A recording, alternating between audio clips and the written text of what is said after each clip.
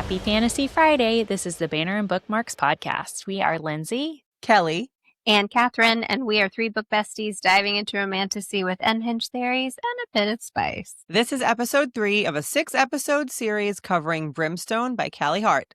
And today we are covering chapters 20 through 29. There will be spoilers. We will be finding clues, making connections, and theorizing all things Fae and alchemy. So pour yourself a drink, come escape reality with us, and let's talk about books. All right, guys.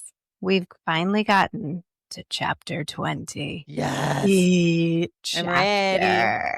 We are going to cover chapters 20 through 29. Lindsey, why don't you get us started with a bang? Is that your joke? I love your joke. Do you see the eyebrows? Do you see the eyebrows? I'm so proud of that joke. Oh, okay. That's hysterical. I would love to start us off with a chapter-long bang here, you guys. Chapter 20, Huntsman. You might need a cigarette after. If I smoked, I would need one. Foley tells Saris that she needed to enter a trance-like state to sleep, and she does so by staring at a small crack on the wall for hours. She finally falls asleep and finds Kingfisher splitting lumber in the snow. Somehow they are sharing a dream, and they make love in the cabin from Fisher's childhood memories. Afterwards, they fill each other in on what has transpired during each of their days apart. Chapter 21, Dianthus. Kingfisher wakes up from the dream, and he is in Carrion's apartment in Zilvarin. But he is healed, which means the dream was real. Carrion gives him clothes to change into, and as Kingfisher walks out of the room to change, he finds hundreds of drawings that Carrion has sketched over the years of his parents, swords, of life in Evalia. Kingfisher takes one off the wall, hands it to Carrion, and tells him, "Bring it home with you." Chapter 22, Stargazer. In Sanisroth, Saris also wakes up from their shared dream to realize that it was real. She and Lorith trained for a bit, and then they make their way to the library to meet with Foley. Saris's hands start to glow again, and Foley starts to teach her about her alchemy. As she heads out of the forge to practice with the Quicksilver, a paper stargazer attacks her as if it is trying to tell her something. It flies out of the library and dies, and Saris picks it up and puts it in her pocket. Chapter 23, Your Mistake. In Zilvarin, Kingfisher and Carrion track down Hayden. He is reluctant to go with them at first because he thinks that Kingfisher was responsible for Saris's death. Carrion convinces him otherwise. Before they can leave Zilvarin, Hayden informs Carrion that his grandmother, Gracia, has died, and the three of them attend her funeral. Afterwards, they come back to the city, and it is a cleansing day. Knowing that Saris herself was cleansed, Kingfisher is enraged and unleashes his shadows. Despite the fact that he should not have power in Zilvarin, he plunges the entire city into darkness. Chapter 24, Tria Prima. Saris is in the forge in Amontriath working with the Quicksilver. She gives it a memory and creates another relic. Then it asks for her blood, which is new. The Hazrax lets itself into the forge, wanting to strike the same deal with Queen Saris as it had with King Malcolm, and that as the Keeper of Silence, it be permitted to stay at court and observe. This in exchange for one favor a year. Saris accepts the bargain, and once it leaves, she falls again into immense pain, power from her unsealed runes blazing through her. Chapter 25, Foundations. Kingfisher, Carrion, and Hayden run through the city of Zilvarin, trying to find refuge. Hayden finesses open a door, and they find themselves in Elroy's forge. Carrion explains everything to Hayden and Elroy, but to his shock, Elroy already knows everything. Much like the Swift family line was tasked with caring for Carrion, Elroy's family was tasked with taking care of something too. The largest pool of Quicksilver Kingfisher has ever seen. Chapter 26, In the End. Ceres is standing in front of the Quicksilver pool in Amontreath. She is not wearing a relic, but at the same time, she feels like this is the answer, that she must trust it.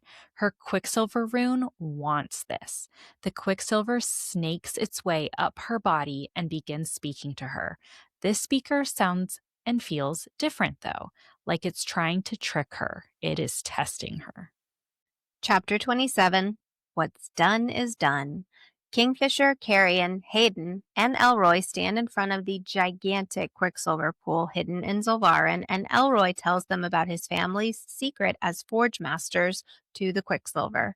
As they are discussing it, the pool explodes, and they realize that Ceres might be in trouble. Chapter 28, Seneschal. Ceres has opened the Quicksilver portal, and Belicon's Seneschal, Arias, emerges from it, flanked by 5 Fey guards. He has come on behalf of Belicon, and he wants to offer her a place in King Belicon's court. Ceres refuses, and a fight ensues. Right in the nick of time, Kingfisher emerges from the Quicksilver and uses his shadows to help her. But he still allows her to finish the fight herself before she sends Arias back with the message for Belicon, and Ceres closes the portal. Chapter 29, Fortunes of the Universe. Hayden is still unconscious, and Telena is looking after him. The healer sends Ceres away to get some sleep, and Ceres enters her room to find Archer and a group of fire sprites cleaning up her room and preparing a bath for her. She takes a bath, and Kingfisher joins her in bed, talking and then falling asleep together. They wake up and make love, their god-binding markings flowing between them. All right, guys. It's about to get hot in here. I like that we begin this episode and end this episode with spicy scenes, too. Yep. Sexy time. Perfect little bookends. I mean, this chapter 20, it was just like highlight. Oh, that's a good line. That's a good line. That's a good line. All right, let's dive in. So Ceres stares at a crack in the wall for hours, which honestly, I'm the entire idea of Foley saying, just go to sleep, and her just being like, okay, I'll just go to sleep. Like, that's just going to magically happen, which is just ridiculous to me. But she does. She enters that trance-like state that Foley told her about so that she can sleep. And she wakes up and finds Kingfisher splitting some firewood in the snow, shirtless. Yeah, A right? small cottage in the background. Okay. Oh, it's like every TikTok thirst trap that you ever see is like a naked man splitting firewood. Like, obviously. Oh, yeah. If Kingfisher wore flannel, he would have flannel on. Yes. It would be black and gray flannel, but yes. My husband is currently wearing flannel and just went like this. Check out my fit. Could you grow a couple of feet, though? Start wielding those shadows, Chris. Well, somehow they're sharing a dream together. Love it. Randomly. Okay. What do we speculate on this dream? Because do we think it's something that Onyx is doing? Because Kingfisher later mentions Onyx has joined him in his own dreams for a while now. Like, do we think this is Onyx's power, or what the hell? Why can they do this? I don't know. It's either got to do with Onyx or it has to do with their god binding. I can't decide which one, I think, but I feel like it's got to fall within those two categories. Yeah. Yeah, I like the idea of it being a god binding, that connection that you can literally be with each other when you're awake and in your dreams and be able to dream walk feels like a god binding type of connection, but I would love it if it was Onyx. The only reason I want to lean towards Onyx is like, why else would it be mentioned that Onyx is in the dreams with him? It was called out. But then why? I just feel like we don't know enough about Onyx to answer that, but it is odd that it is specifically called out. Yeah. Or that he really wants to be there for those sexy times. Right. Listen, and you know how they say that like animals and kids like have a better connection to the spiritual world than adults do because they just kind of believe and their like veil to the other world is less in real life. I wonder if that's the concept. It's like, well, animals can just hop around, but it probably has something more to do with the fact that Yeah. we think he's a familiar. So Yeah. Well, Yeah. and it's also weird that Kingfisher says that Onyx has been following into Yeah. his dreams. Not just I've been dreaming about him.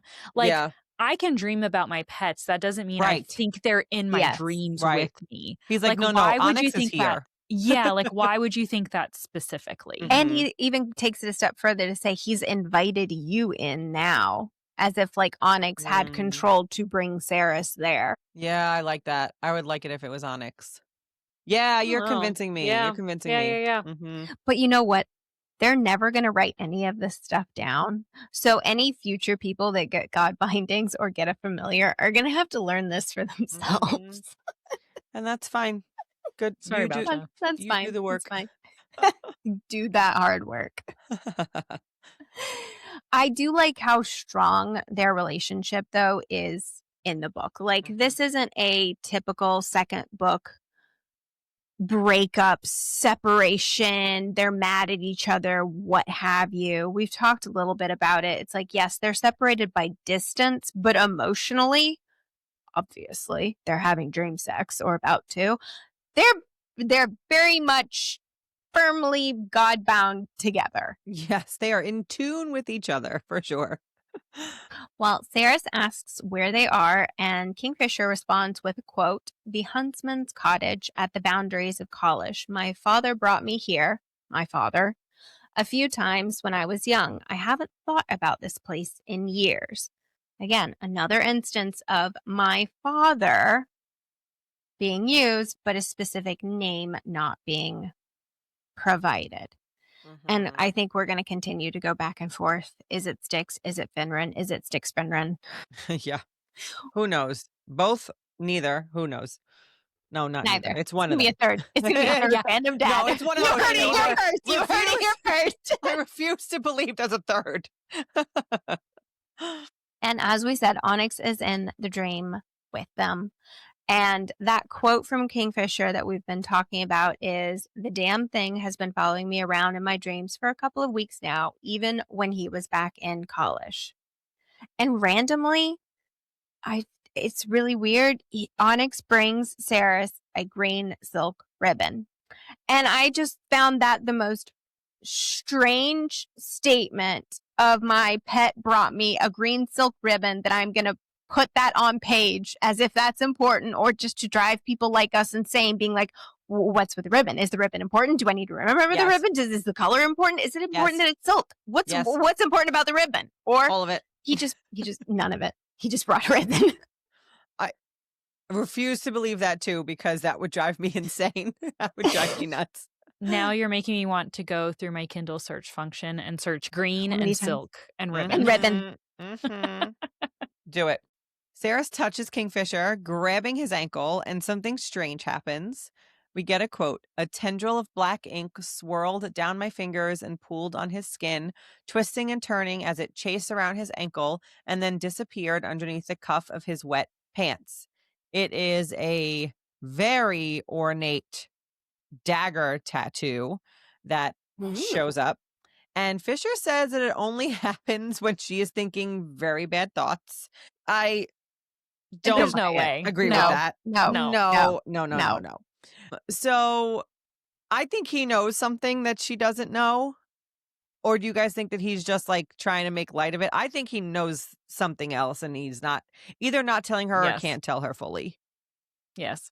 Yeah. I think that as much as I don't want there to be a miscommunication trope, obviously we find out in the end there's some very purposeful miscommunication. And I think that this is one of those instances of him not telling her things. Yeah. I think he says, "Oh, you're just thinking very bad thoughts," because he wants to get sexy time started. Right. Exactly. He does not want to have this But conversation there's right now. no way No. that all of these tattoos can keep happening because she's got a dirty mind. Yeah, no. Or that it's only like sex related, because that you'd run out of room. Like that's not. You would just run out of room. We're just going to literally, there will be nothing here except tattoo. Yes, exactly. No, I totally agree with that. Yep.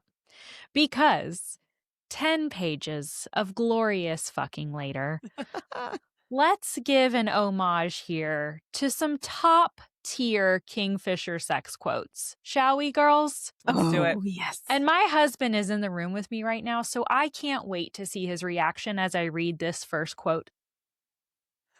I could fuck you and feast on you until the ages turned and the suns all died and burned out in the skies, and I still wouldn't have had enough of you. That's a good one. Thank you, Kingfisher, Very good. for that one. Oh, and here's my favorite. Kill me. Sit on my face and ride my tongue until I fucking die. I can't take it anymore. I You feel have like- been waiting to say that quote. Sure. The whole book. Yep. Another quote. Watching you come is a fucking gift. You're welcome. Merry You're Christmas. welcome. And a happy new year. Happy Father's Day. birthday. Happy birthday. Happy Memorial Day. Happy Labor Day. Happy Listen, Day. happy Independence Independence Day. Happy all Happy the days. Boxing Day. Happy Hanukkah, everybody. Happy Boxing Day. Merry Kwanzaa, people. Let's get it on. Happy Christmas. Christmas, Hanukkah, Kwanzaa. Perfect. Yes. Ooh, okay. Oh, love it. Are we all good? We're Ladies, good. can we move on? We're all Also- fine? Happy Festivus. Okay, we're good. We're good. Okay. Mhm. Go read the chapter if you haven't read the chapter, or just Yes. read it again. Ooh, Just read it 10 again. pages of Yep. glorious fucking.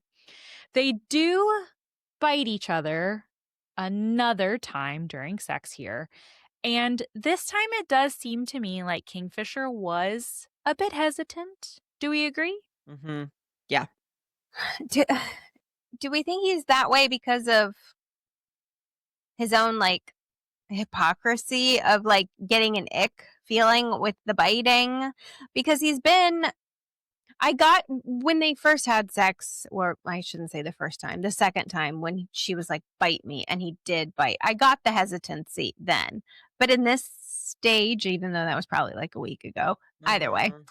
I mean, we're a happily God-binded couple now. Like, what's with the hesitancy? That just Yeah. seemed really random to me.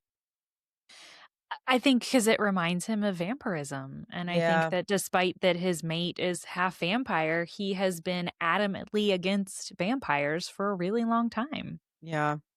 I also think he's not quite sure what it's going to do to her still. Because I think he has this whole, well, what's going to happen? You're half fae, half vampire. You're nothing that we know. Is this okay to do? And then also, I don't love vampires either. So I think he's just like, should we do this? Should we not do this? It gives me not protective, but I'm unsure what this is actually going to do vibes. But, Yeah. you know, I don't know. Nope. And We still he does call her something that I assume is an old Fae word. We don't know. There is no explanation to it. He calls her Nisarin. I would love to know what that means. There is no context to it whatsoever. Random me nuts. word. I want to And- know. I know. Only Write time that it's down used for in the next time. whole book. Yes. Saris notes Kingfisher's own god bindings and how those tattoos don't swirl, unlike all of his other markings on his body. The quote here is, the god bindings that marked his forearms, chained his wrists, and stained the back of his hands. The mirror of my own god bindings. Those runes and scripts stayed firmly in place, ever present. Steady, immutable, undeniable. So I don't think I realized until this point that it's actually like her runes are mirrored on his. So as she's going through this rune quest, sealing rune quest, that as hers get sealed, there's a mirroring that's occurring on Kingfisher's. And I don't think I realized until this chapter that that was really like occurring. But just from that quote, because I don't read No, that in. Oh, okay.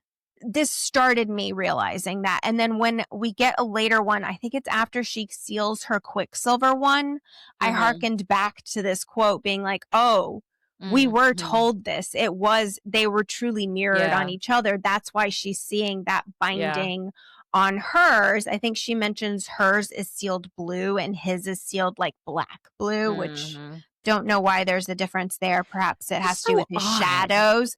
But having them mirrored makes me wonder if they're almost going to, like what we talked about in last episode, where they were mirroring each other, and was it these God bindings and this power as to how like she blasted the library and he blasted the tower, like their power can actually funnel and work through each other.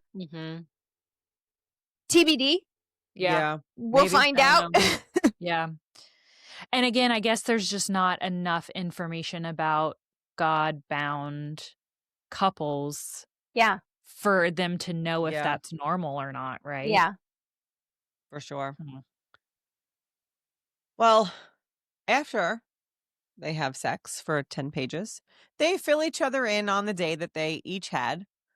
I love that they catch up here. This is like, oh, how was your day at work? Oh, this is what happened. You know, Joe told me in the break room XYZ. This person drove me crazy. It is so normal, and I really loved it. It just shows to me that they're really actually in love and a regular couple. Not really, but Isn't it like one of those things where like people in a movie never say goodbye to each other? They never fill each other in on what happened. So you're like, do you know what's going on? You weren't there. And I just like that we got it on page. It was some like normalcy here. Yes. Yep. Kingfisher also mentions why Foley has those gold vampire teeth, which we talked about in the last episode. We get a quote. The sign of a shunned vampire, he explained. The court rips out their fangs if they won't swear allegiance to the crown, and it's a dark judgment being consigned to a slow and miserable death. Without fangs, a high blood can't feed. At first, they starve, and then they go mad. Then they wither away to husks. Malcolm told me he'd ripped Foley's fangs out personally. He liked to find me in the maze and tell me how he was keeping him alive just to torture him. Interesting. I think it's crazy to get that little tidbit about Foley specifically, because Foley seems tortured, but man, he also kind of hides it a lot. I don't know. Like, do you guys see him as this like awful, miserable, tortured soul, or I don't know. I like didn't. This whole backstory gives a lot more to his character than I was expecting. I see Tal as the more tortured of the two, but they both give off major I need therapy vibes. Foley, I feel like, is a little bit more outwardly angry about it than Tal is. But I think they both, I get this impression that they both think that they are miserable, unlovable creatures simply because they are vampires. Self-inflicted. Yeah, exactly. Right. Not like I didn't get the sense of like, oh, I'm miserable because of all these things that have happened to me. Like that backstory, like didn't. Yeah. I don't want to say it didn't match for me, but I don't think I would have realized it because, I think you're right, Lindsay. It's like this self-inflicted, not woe is me, but kind of woe is me. I mean, Foley was giving a whole lot of woe is me for a while, and I was like, dude, can you just move on already? Like, you've been a vampire for like 800 years. Like, make something of your life already. I wouldn't have expected it from Tal until we got into his big reveal when we get there. Foley, yes, I definitely got that vibe from him, but not from Tal. Yeah. And I've seen a clip from an interview with Callie talking about how big of a character Foley is going to be moving forward. I'm definitely excited got about that. Yeah, Yes, for sure. Yeah. Well, like, but we'll I mean, see I later too, but I'm excited about it. But I feel like she intentionally highlighted him as important by demanding that he remain a vampire. Like, by giving him that like platform, I felt like that added to his character of there's a reason for this, so there's more to come from this one in particular. I'm excited to see that. But also, how can he eat? Like, I know I don't need vampire anatomy, but I kind of need vampire anatomy because I'm like, how is he eating and drinking and not starving with these golden fangs? Like, I want to know. Right. Is he slowly starving right now? Is that what he's going through? Is that why he's so miserable and woe is meing? Or No, I don't think he's starving at all. I think he's supposed to not be able to starve because he's got these gold-plated teeth. Yet he's clearly not starved. He's eaten. He talks about how he eats I think small animals and stuff. But I'm like, functionally, how Well, is no, he I doing think the whole point is that like your fangs get point? ripped out. The point. Like your fangs get ripped out, but obviously he replaced his fangs. Like the fangs got ripped out as it's more symbolism. Oh, so the gold isn't the symbolism either? I assumed Malcolm No. put those in. No, those are just so he can continue to eat. It's not that he can't eat with them. But he Those can't are so bite everyone. and suck, No, I think right? he can. No, he can. Really? Those are just a symbol that everyone else can see that he is shunned. Because Malcolm, like anyone looking at Oh. him can see that his fangs were ripped out. So functionally, I was thinking it was one of those where this is such a weird anatomy discussion to be having, but we're going to have it. Okay, people. Yeah. Here we are. There are certain vampires where you bite and they drink and the blood goes into their stomach. And there are certain vampires in books where they bite and the blood is funneled directly through their fangs into their bloodstream. And so in this instance, I wasn't sure what type of vampires you these just bite and were. drink. Yeah, I think you just that's the impression that I got is that the gold teeth were just a symbolism so that anybody could look at him and know that he had been shunned by Malcolm because his fangs had been ripped out. But then why does it say that they can't feed then? So they can feed? Because if he hadn't gotten his fangs replaced, like maybe back in the day when they couldn't thousands of years ago, way to change it. There was no way to change it. But now modern times have moved on. They can now get gold fangs replaced. And so they can eat now kind of thing. I don't think I even realized that part. I always assumed it was rip your teeth out, put the gold ones in there as like that whole process was the symbolism. Yeah, not realizing that he got the gold teeth so he could continue to feed. I did not realize. That's how I read it. I don't know. Yeah. Well, I feel like now we need a vampire anatomy lesson because you're right. Because I thought about it completely differently. So I'm gonna need a bonus chapter specifically, just like, and now Foley has to eat, and we follow him. Could be doing it because he's gonna be like, how do you eat with them? Yeah, following him. Yeah. I do this because without fangs, a high blood can't feed. They starve. They go Exactly. bad. So he got gold fangs so that he could still eat. I would have loved it to be like Tal gave him gold fangs so he could eat. I just that little bit. I just wanted, the shadow cat found him some gold fangs and stuck it in his mouth. Something. Alget got really tired of his moaning and made them. Well, all right. Well, we'll get that in the next book. Maybe we will absolutely not get that ever. When Saris asks Kingfisher why Renfist seems to hate Taladeus so much, Kingfisher gives us some history. We learn that Everlane actually used to be betrothed to Tal. Whoa. And the night before they were meant to be married, he fled the Winter Palace and knelt at the feet of Stannisroth's throne. He did it because he was in love with another woman, which was Zovenna. Blech. Clearly, we have seen in this book that Renfist deeply cares for Everlane. We totally ship the two of them. Yes. 100%. I did not see the Everlane and Tal betrothal, but betrothal to me reads that was set up. I don't feel like it was because they loved each other, but I get a little bit of a vibe that maybe Everlane did have feelings for him. Cannot believe it was Zovenna. Maybe in like a little girl type respect. of way. Yeah. There like was a caring there. But anyway, totally ship Everlane and Renfist. And if she'll just ever wake up. It's going to have to happen. I mean, I don't know if you guys remember this, but when we read, I think I made a reel about this really early on, where there's that quote of Everlane saying something about like, I've seen Ren naked. And I was like, why have you seen Ren naked? And this is because they're in love. That's why. Here you go. Oh, okay. Well, we're going to do things again a little bit differently, similar to what we did in our last episode, since this book is written in both Kingfisher and Saris's point of views, and they're not together for another stretch of these chapters. So their storylines don't directly affect each other while they're apart. So we're going to start with Kingfisher's storyline in Zolvarin for a bit, and then we'll switch over to Saris's storyline since her set of chapters are later, and then all of this will converge back together at the very end of our episode.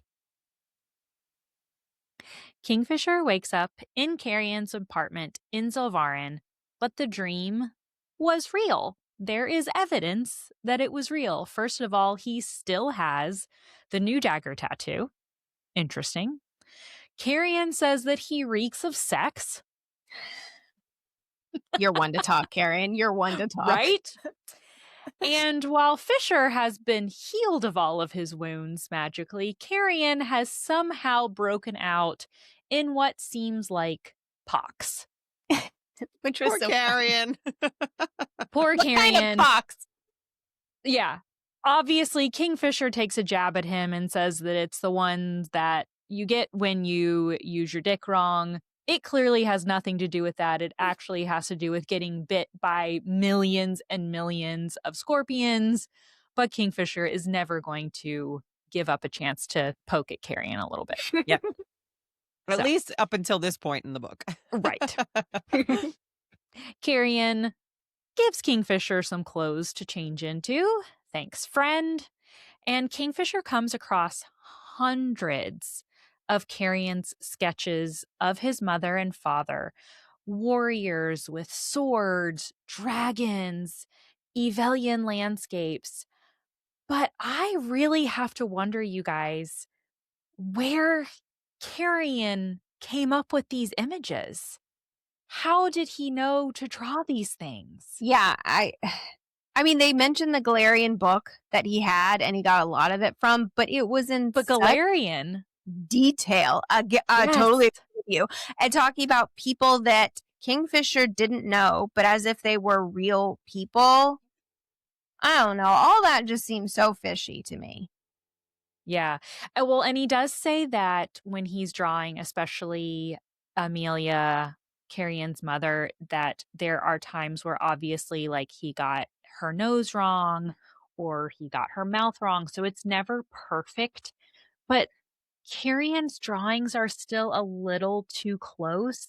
Yes. That it's almost a little orcally Yeah. to me. Yeah. Mhm. It does feel orcally. Yeah. Reminder, folks, orcally is the way that we call The act of oracles. orcling. The act of orcling, which is also not a word. being but- an oracle. Oracle, everybody.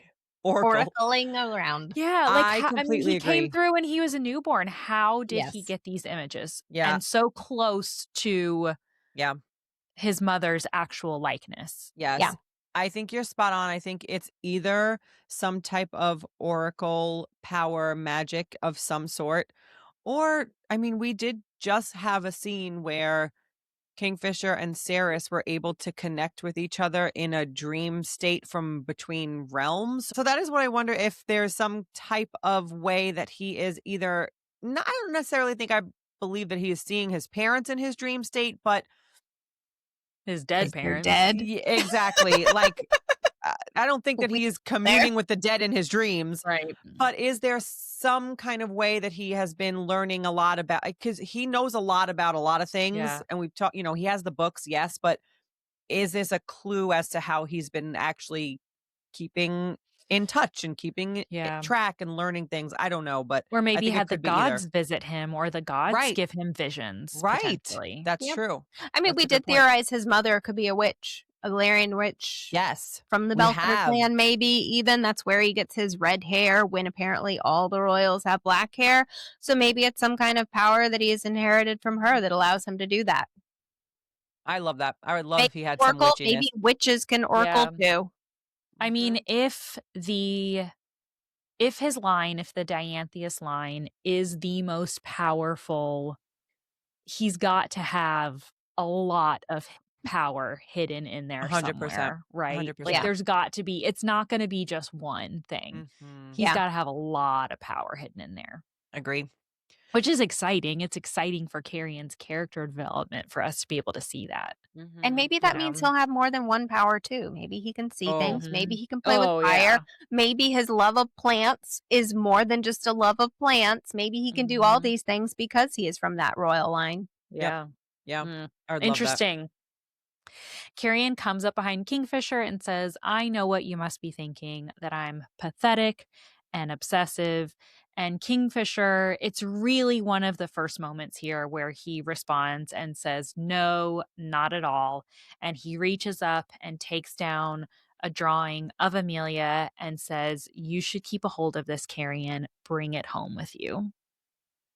Love it. I love that he Because refers to it they're- as home. Because they're best friends now. BFFs. Not Forever. quite yet, but we're getting there. We're close. We're close to the thaw. We're close to the thaw. They're in Getting the warmer. pre-thaw right now. Yeah.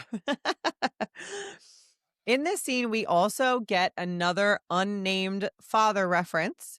And as he is looking at the drawings, Kingfisher remembers seeing Amelia fleeing through the palaces in her robe, that Bellicon had found her in the bathhouses, and he had been carrying Rurik's godsword named Bitterbane. The sword was dripping in blood. And Kingfisher says that he, quote, hadn't witnessed her handing the child over to my father, whispering for him to take him, to hide him, to keep him safe. Again, the father is unnamed here, so we are not still sure, is this Finrod? Is this Styx? Are they different people? Are they the same person? We still have no idea. He also goes on to say that, quote, my mother had told me about that later, after we'd fled the palace in the night and escaped south to Kalish. Now, this seems to be in direct contradiction to some information that we learned in Quicksilver. In chapter 11, quote, but without any proof to the contrary, Bellicon announced that Finrod was to blame.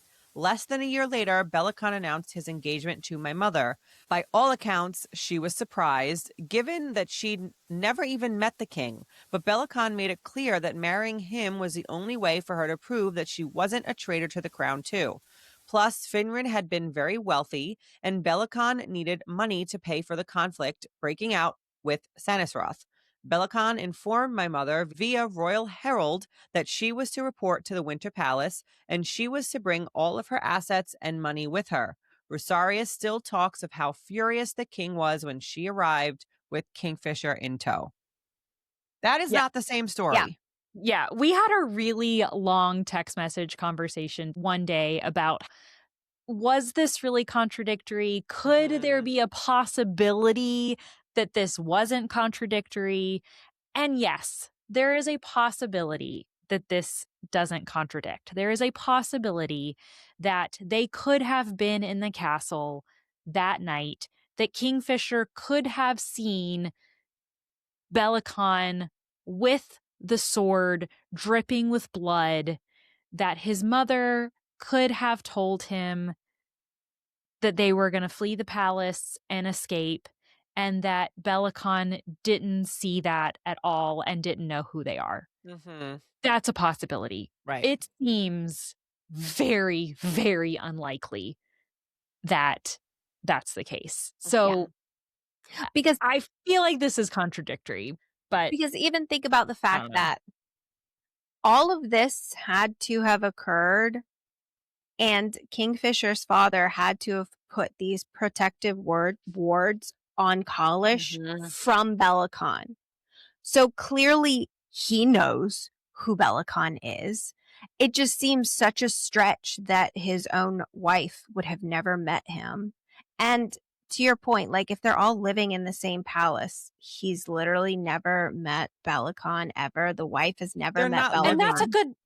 But they're no, all that's- staying at this palace currently. Yeah, they're staying in the currently palace. in the palace together. Yeah. And that's a good point too.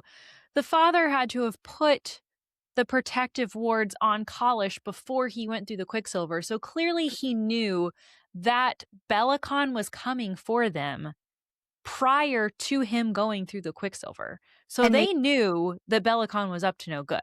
And maybe that's because she oracled it Yeah. and saw Yeah. that coming, so they had to go do that. The bigger thing is the fact that they're all staying at the palace together, so it just seems so crazy to me. Somebody as high-ranking as Bellicon clearly is, if he's able to make a coup and be successful in this coup, right? He clearly has to be high-ranking himself. We know Kingfisher and his wife are very high-ranking. She's considered the greatest oracle. So the idea that they're living in the exact same palace, staying at the same palace, at least for an undeterminable amount of time, and not meeting each other just seems really strange. Yeah. It's just too close for me. Yeah. Mm. I'm the one who says, no, I think it's possible. But those are all the points that they shared. I'm like, nah, I can see it happening. And so I guess we'll see. But it's Yeah. a lot of pieces would have to be perfectly fit together. And I was the one who was like, wait a minute, but can they Here's have the really thing. done this? It could be possible, Yeah. but You're not buying it's it. so easy to explain away. Why bother for it to be this closely misaligned if that was the case? Yeah. You know what I mean? Like the Yeah. information is just too close for it to be accidental. You know what I Yeah. mean? Yeah. We're going to cut to Kingfisher and Carrion. Kingfisher and Carrion are hunting down Hayden and find him in the streets of Zilvarin. Side note on inconsistency. In Quicksilver, Carrion said he left Hayden in the 7th ward. They locate Hayden in the 2nd ward in Brimstone, and it's not like you can easily travel between wards. So just noting that. Kingfisher muses a lot about how dissimilar Saris and Hayden are. And I feel like this is a very intentional, like, trying to beat it into your brain that this musing has meaning behind it. Lots of thoughts about their appearance and blood.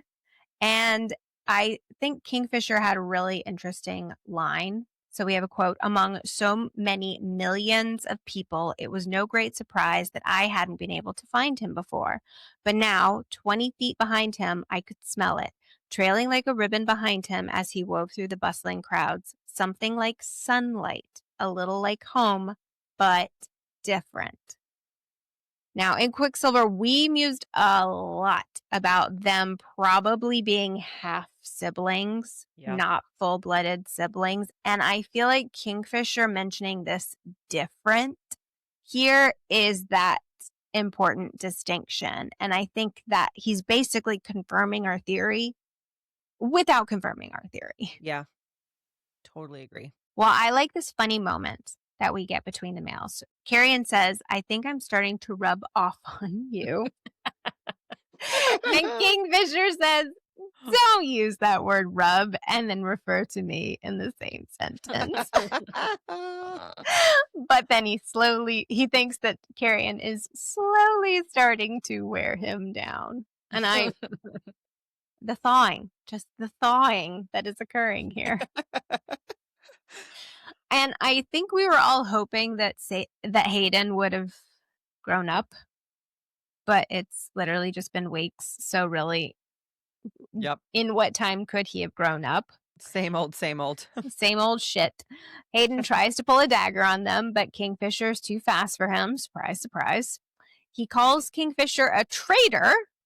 And they find out that Madra's telling people that you used magic to break into the palace.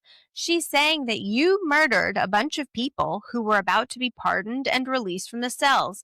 She says you're a political zealot from the South. And Kingfisher is like, "You fucking idiot. You are starved constantly, kept without water, and you really believe this woman? Like, how freaking stupid are you?" Well, I just had a thought. Remember in our last episode when we were like, what's his name? Zorath Shaw. We were The like, wait a minute, Lockbreaker. why did he see Kingfisher and go, oh my God, and run? Because Madra's been telling everybody that he's this crazy killer who came in, and that's probably why. Oh, yeah, that's true. Yeah, Yeah. that is true. That I totally just makes realized sense. that. There we go. Yes. There you go.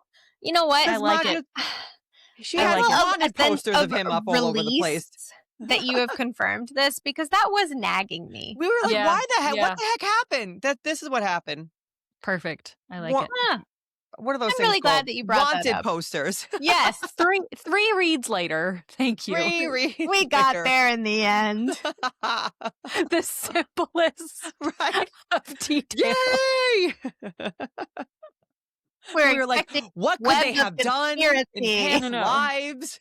Oh my gosh. Oh my gosh. Well, Hayden adds to the story saying that Madra had pardoned Saris, but Kingfisher is the one that slit her throat. And I love this quote from Kingfisher. He says, "Wait, so you're queen, the same queen who's been depriving you of water, starving you, and murdering the people of your ward for generations, draws some pictures of me and tells you your sister's dead, and you believe her. Great fucking gods, this is fucking perfect. Fix this, Carrion. I'm out of patience." So good. Oh, love it. That's Fix because it, Carrion. just deal with that. I cannot. No, I just I cannot literally cannot. even with that. and So good. and of course, he needs somebody to rag on, right? He's BFFs with Carrion now, so he needs somebody to shit on because, Carrion's at the friend stage. So Right. has to be Hayden. Well, Carrion, a little bit more tactfully, assures Hayden that Saris is alive and well, and they will take him to her. We also get confirmation that Hayden mentions Carrion's only been gone 4 weeks. So we get it on page that for them, the timeline has just been weeks that Hayden has not seen Carrion. So no growth for Hayden, unfortunately. Which is that the same timeline as they've experienced in Evelia? It seems consistent, right? We've been Right? talking It about how hasn't it's been been a like lot of week or time. two. Yeah. So Okay. this I think so. jives for me. Yeah. Okay. It's not it's not different enough. Right. Like if they were like, there it's to been be years, I'd be like, yeah. what? If you had Yeah, said okay. months, I would have been like, Right. hold the phone. No, it has not. Right. Yeah. I agree with that. But first, Hayden breaks the news to Carrion that Gracia Swift has died. So they make their way into the desert to her funeral pyre, and quote, "Eventually he stepped forward and tossed a book onto the fire. I had seen him pack it into his bag when we'd left his apartment, had noted its title, Fey Creatures of the Galarian Mountains, this book that we've all three talked about so much. The book had been his only link to his people, his heritage, his entire realm. Gracia's family had safeguarded the book and Carrion his entire life." I feel like this has to confirm the theory because he's the Dianthus heir of Evelia, but this book of Galeria and Kingfisher saying his people has to mean that his mother, that's her heritage, and that's why these are Carrion's people as well. Like that's I'm just reading into it maybe, but I felt like his people made it sound like he's claiming these Galarian people through his own ancestry on his mother's side. Yeah. Yeah, I would agree with that. I think his mother must be Galarian. For Totally. sure. She must, it's just glaringly obvious. Glaringly. Ba-dum-bum. Good one. Sometimes I make myself happy. Good one. Carrion offhandedly mentions to Kingfisher that he doesn't know why they sit with the bodies for 72 hours and then burn them. He doesn't know why that's a tradition.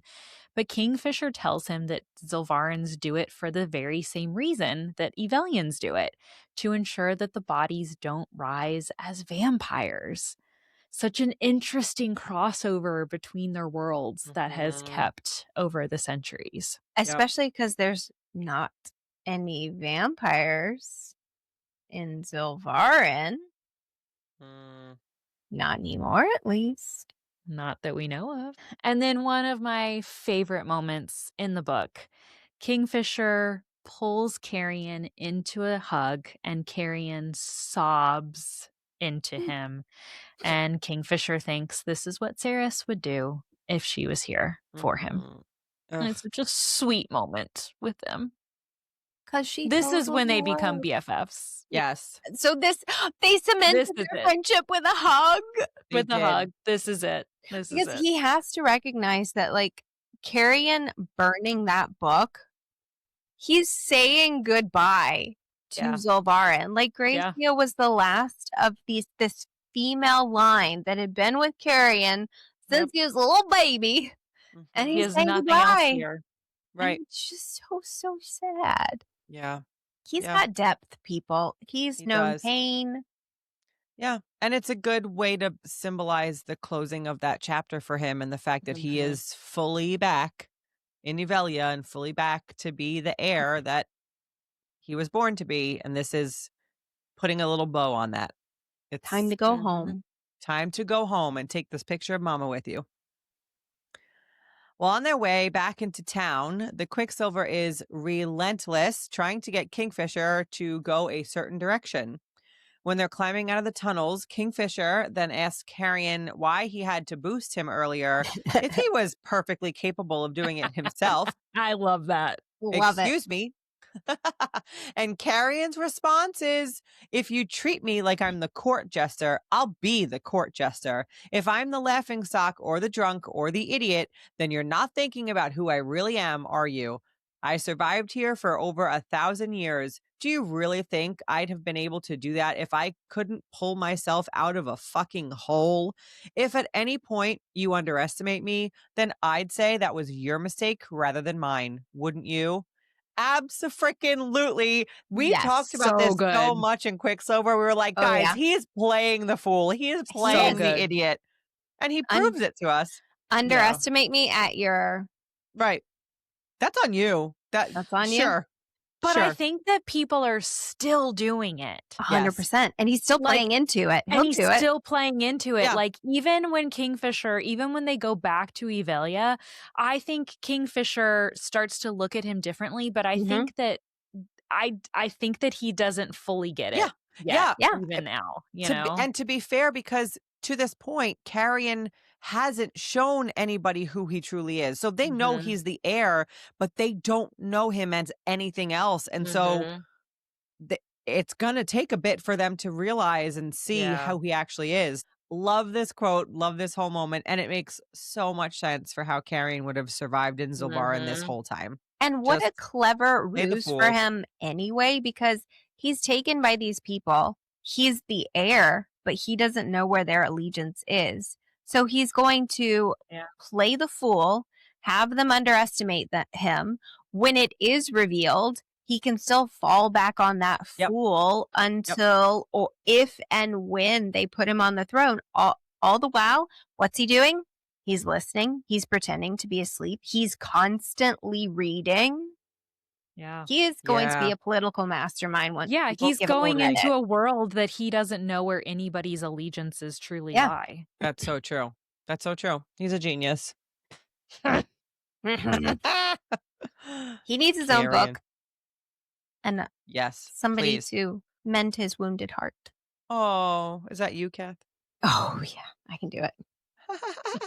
I will volunteer as tribute. I will sacrifice volunteer. myself. Actually, I was just thinking earlier today when I was complaining to you both about how cold it was, that it was a high of 39. I was then thinking, I wouldn't survive in the winter palace in Nevalia. I'd just be bitching about the cold all the time.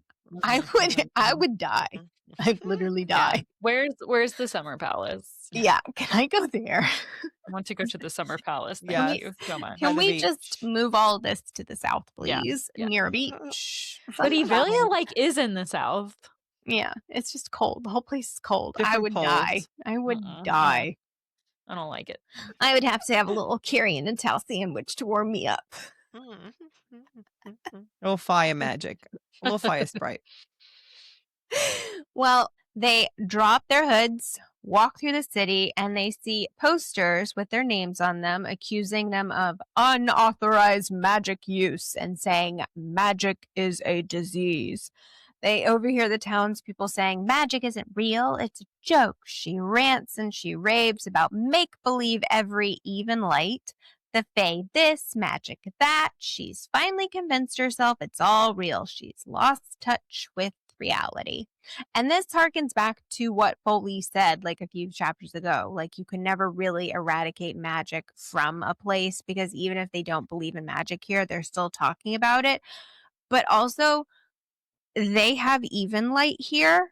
I guess that's a thing because remember, even light is a gift from the gods. It's like the soul of the gods. So they're talking about even light as a celebration. So, I mean, they might not believe in magic, but they're hearkening back to something that is truly magical in their celebrations. Do they even know what it really means? Or are they just celebrating even light? I think Madra just forces them to all celebrate it. And so they're just like, oh, it's just even light, you know? Yeah, it's just the name of the day. It's like but they don't really know what it is. Yeah. Yeah. Also, do you guys remember that Rapunzel cartoon? Tangled. Oh, yeah. Tangled. I was just thinking of the Wanted posters where they could never get his nose through a hole. Yeah, exactly. That's all I'm picturing. They also have a light festival in there. They do. Exactly. As well. He wants to see the lanterns. On my birthday every year. You go. All right. It is cleansing day, and this enrages Kingfisher, knowing that this has been done to Saris. He tells Carrion to run with Hayden, and he unleashes on the guards. He turns his shadows into knives, and he absolutely annihilates them. Quote, my magic should have been gone. The source of my power felt so far away, and yet there it was, ready to answer my call. I had just used a prodigious amount of magic back in the square, and yet when I ran my fingertips along the surface of it, I found a mind-bending well of energy waiting for me. I stopped running and brought it forth. It slammed out of me in a tide of glittering black sand and shadow so overwhelming that it swallowed the street we were standing in, and then the ward, and then the entire city. My magic encompassed all of Zulvaran. For the first time in history, the shining banner in the north fell into darkness. Whoa, bud. Do anyone else freaking love this scene? Like, so turned on. I was like, I want to see it. I can visualize it, but I want to see this like brought to light of like all of this, especially that sand, black sand and shadow description. I just picture him standing there with his arms like, and it's just whooshing out of him and just like whoomp. The rage in this scene, without spoiling for anyone who has not read the Plated Prisoner series, but if you have, you know, when the male main character seeks his revenge in the town that did what it did to the female main character, that is giving this for me. Not quite to the extent. I think that the Plated Prisoner series was a little bit more extreme, but this is like, I was like kicking my feet, like, yes, just like all the rage. It was so good. But okay, let's really talk about it though. Where did he get this magic from? Yeah, that's where he's not supposed to have magic. So that's where I wonder if Kingfisher, they don't realize that Zulvaran was this magical cog. He's not aware of that. Foley mentions it, but that's in Saris's timeline and what she's working with. So if he doesn't realize that he's not from Zulvaran, and so maybe he thinks his magic should only really work because he is Evalian born and should only work in Evalia. Perhaps it's simply that magic. He does deplete himself. We do find out in a few minutes he's depleted himself, but maybe because this magic cog of Zulvaran is somehow able to amplify his power, and he didn't even realize it himself. Yeah, I agree. I think it's that just because they've been told that this magic doesn't exist in Zilvarin or that you can't access it doesn't mean that is actually Right. the case. And so the fact that he even says, I'm not supposed to be able to access it, but here it is there is something deeper, bigger happening that we're supposed to find out as they find out. Can we think of anything that Saris was doing at this moment? You know how we've talked about their magic connecting each other? Wonder if there was anything she was doing in like where she was that could have connected their powers together. Like I can't actually which chapter is this one? I don't know. Since we're going back and forth, I have no clue what chapter we're in. Yeah. It's your mistake. So it's either Stargazer or Tria Prima for her. Yeah, it's kind of hard to know like exactly how they stack on each other. Mhm. Yeah. I don't know. It could be that connection. But I think don't know. it's more of the magic of Zilvarin. So we do know that eventually they're about to converge, right? Because she's about to open the Quicksilver pool because she's trying to seal her rune. And she's going to start that process. I don't know. It's just something to think of where they're not necessarily together and if they're borrowing magic almost from each other. Yeah. It looks like she's in the forge right now. Talking to Hazrax. Our friend Raxie. Yeah. So Carrion, Kingfisher, and Hayden run through the city trying to escape. Carrion leads the charge, and Kingfisher notes that, quote, it had been the work of a second to give him the sight so that he could guide us through my shadows. He was now one of 4 people in existence who boasted that capability, a number I hadn't planned on increasing today, but necessity had required it. I want to know who the other 3 are so bad. Yeah. And I think we should have a site discussion coming up here soon because when we get into Saris's chapter, Hazrax even mentions he doesn't have the site. And it's brought up again. I think we should have a site discussion. I also wonder if this is why they put that quote that we talked about in Quicksilver in there when they're riding on the horses and he gifts Saris with temporary sight to be able to see in the Wicker Woods. So I looked it up. He doesn't. He says, do you want the sight? And she says, no, I don't want to see that. That's scary. So he doesn't gift it to her. And but even he offers it to her. He does offer it. He offers it and she says no. Got it. So he even acknowledges later in Brimstone, but then she gives this weird explanation of saying, but I'm Fae now, so I have the sight naturally. And I'm apparently you don't have it naturally. What made you assume that? So she has the sight, but she's not even properly aware of how she got it herself. Yeah. No, I just think I think that's why they put that little thing there. Because now you know that it exists, and now we're going to get back to the site. I was like, oh, what is this site thing going to be? Yeah. Well, now we know. But you're right. She is not one of the other 3. So who the heck are the other 3? Because she says, I have it. It wasn't because Kingfisher gave it to her. So we've left open well, now we don't even know how Saris got it. Because later in Brimstone, she says he offered it to me, but then she's like, I'm Fae, and so I have it now anyway.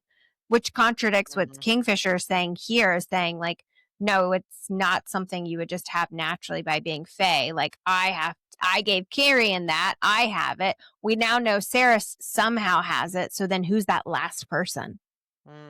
Well, no, but he's saying specifically that he has given it to 4 people. Saris is not one of them. No. So the only person that he's given it to that we know of is Carrion. So who are the other 3? That's what I want to know. Yeah. I don't think it reads that he gave it to them. It says he was now, saying. But he didn't give it to them.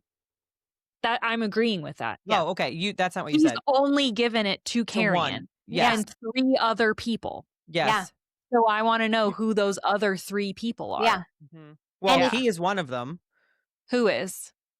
So the quote says, he was now one of only 4 people in existence who boasted Here. that capability, but not that I gave 4 people that capability. He was He- now He is saying that the a site. Oh, number yeah, he's I saying- hadn't planned on increasing today. Right, so So 4 as in people he exist. did it. That is not the way that I read that. 4 people exist, and he did not plan on increasing. It was 3 people exist, and now it's 4.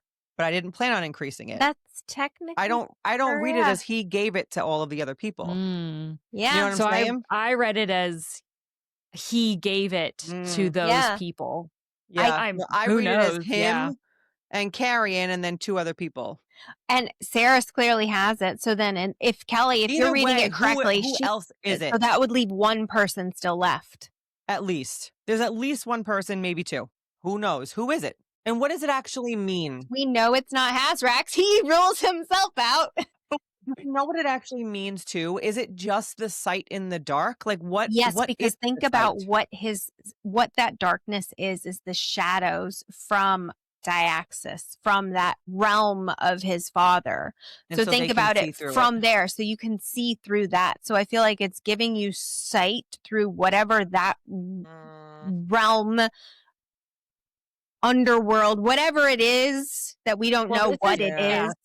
Through his shadows. Yeah, which come from guide there. through So I'm my like, shadows. yeah. I think that's why I assumed that it was him giving it, because the second to give him the sight to guide through my shadows. So to me, that was like his own power. You know what I mean? I think that's why I inferred that. Yeah.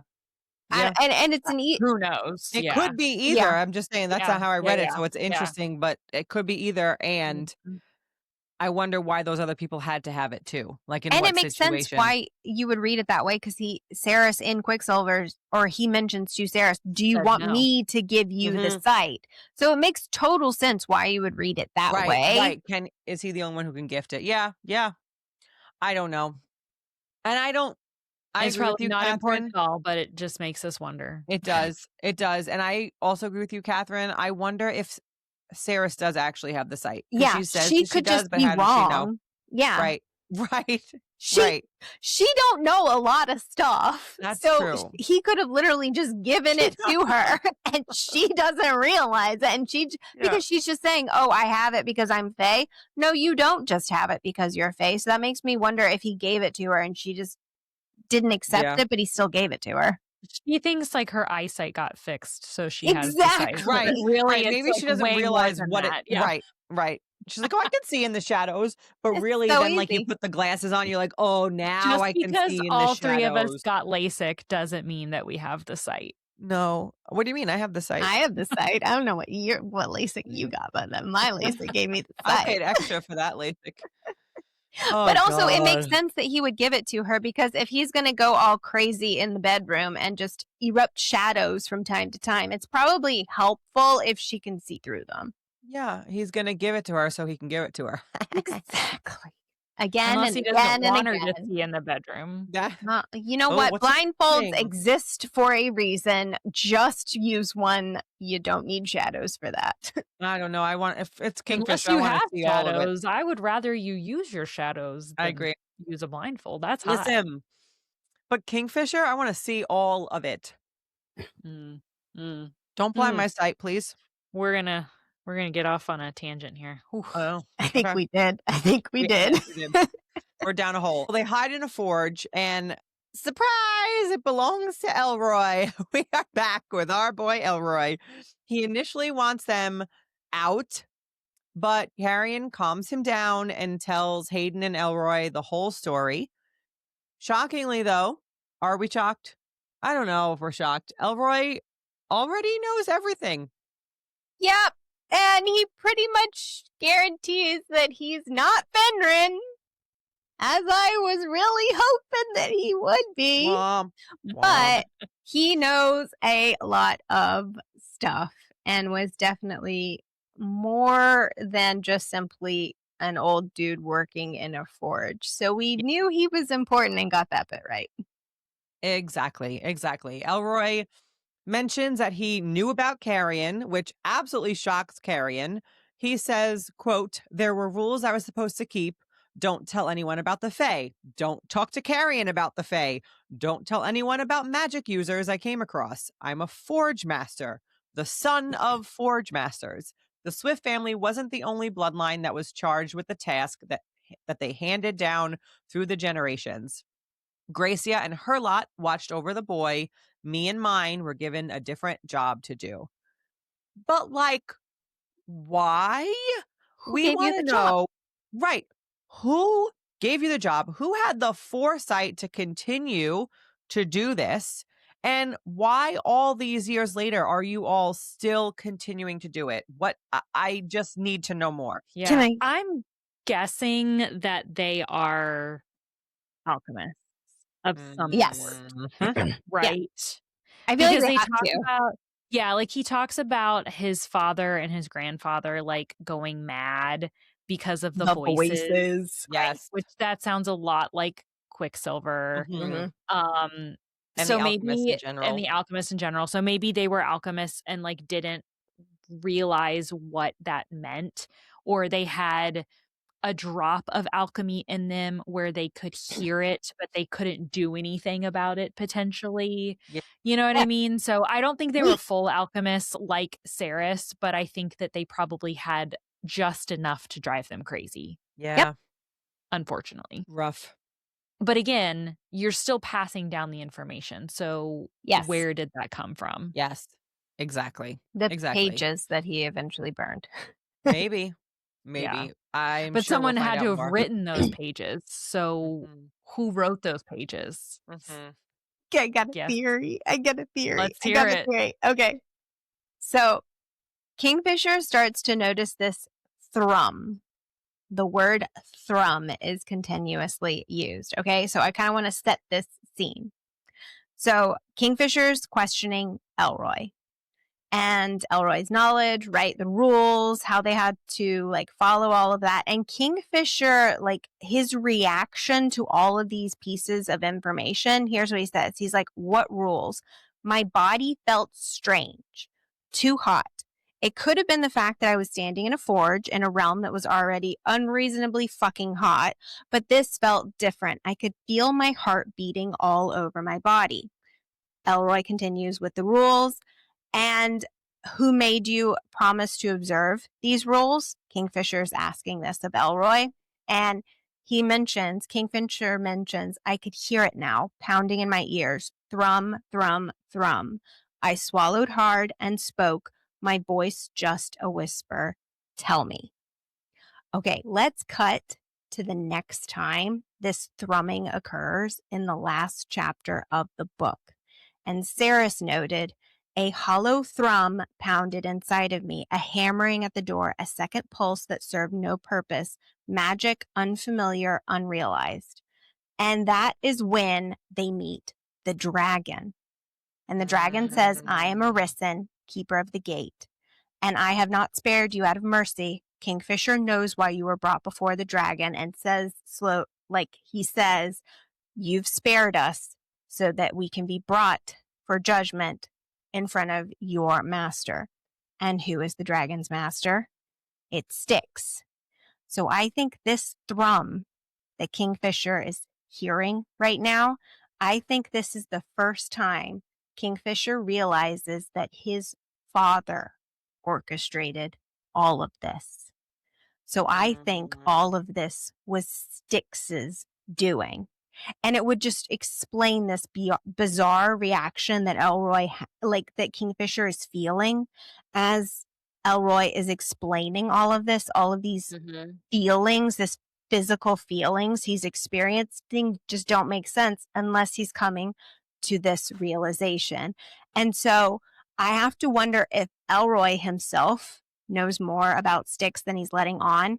But I think this whole thing is Kingfisher finally realizing it's his father that orchestrated all of this, and that's where they're going to eventually wind up. And so he's going to start planning for that eventual end.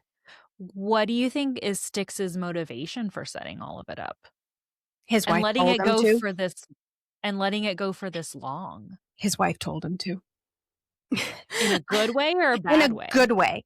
I Okay. don't get this vibe that Kingfisher's mom and dad weren't working somewhat in tandem. I Mhm. think that they were. I think Adina had all of these visions of the future.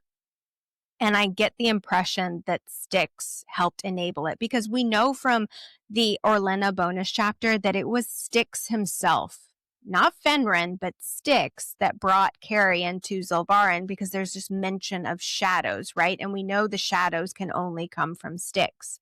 So if Styx orchestrated Carrion and him being in Orlena's care and then also giving the book to Carrion as well, or at least it being with Carrion himself, it stands to reason that Styx obviously could get away from Madra. He's a god. That wasn't going to be difficult.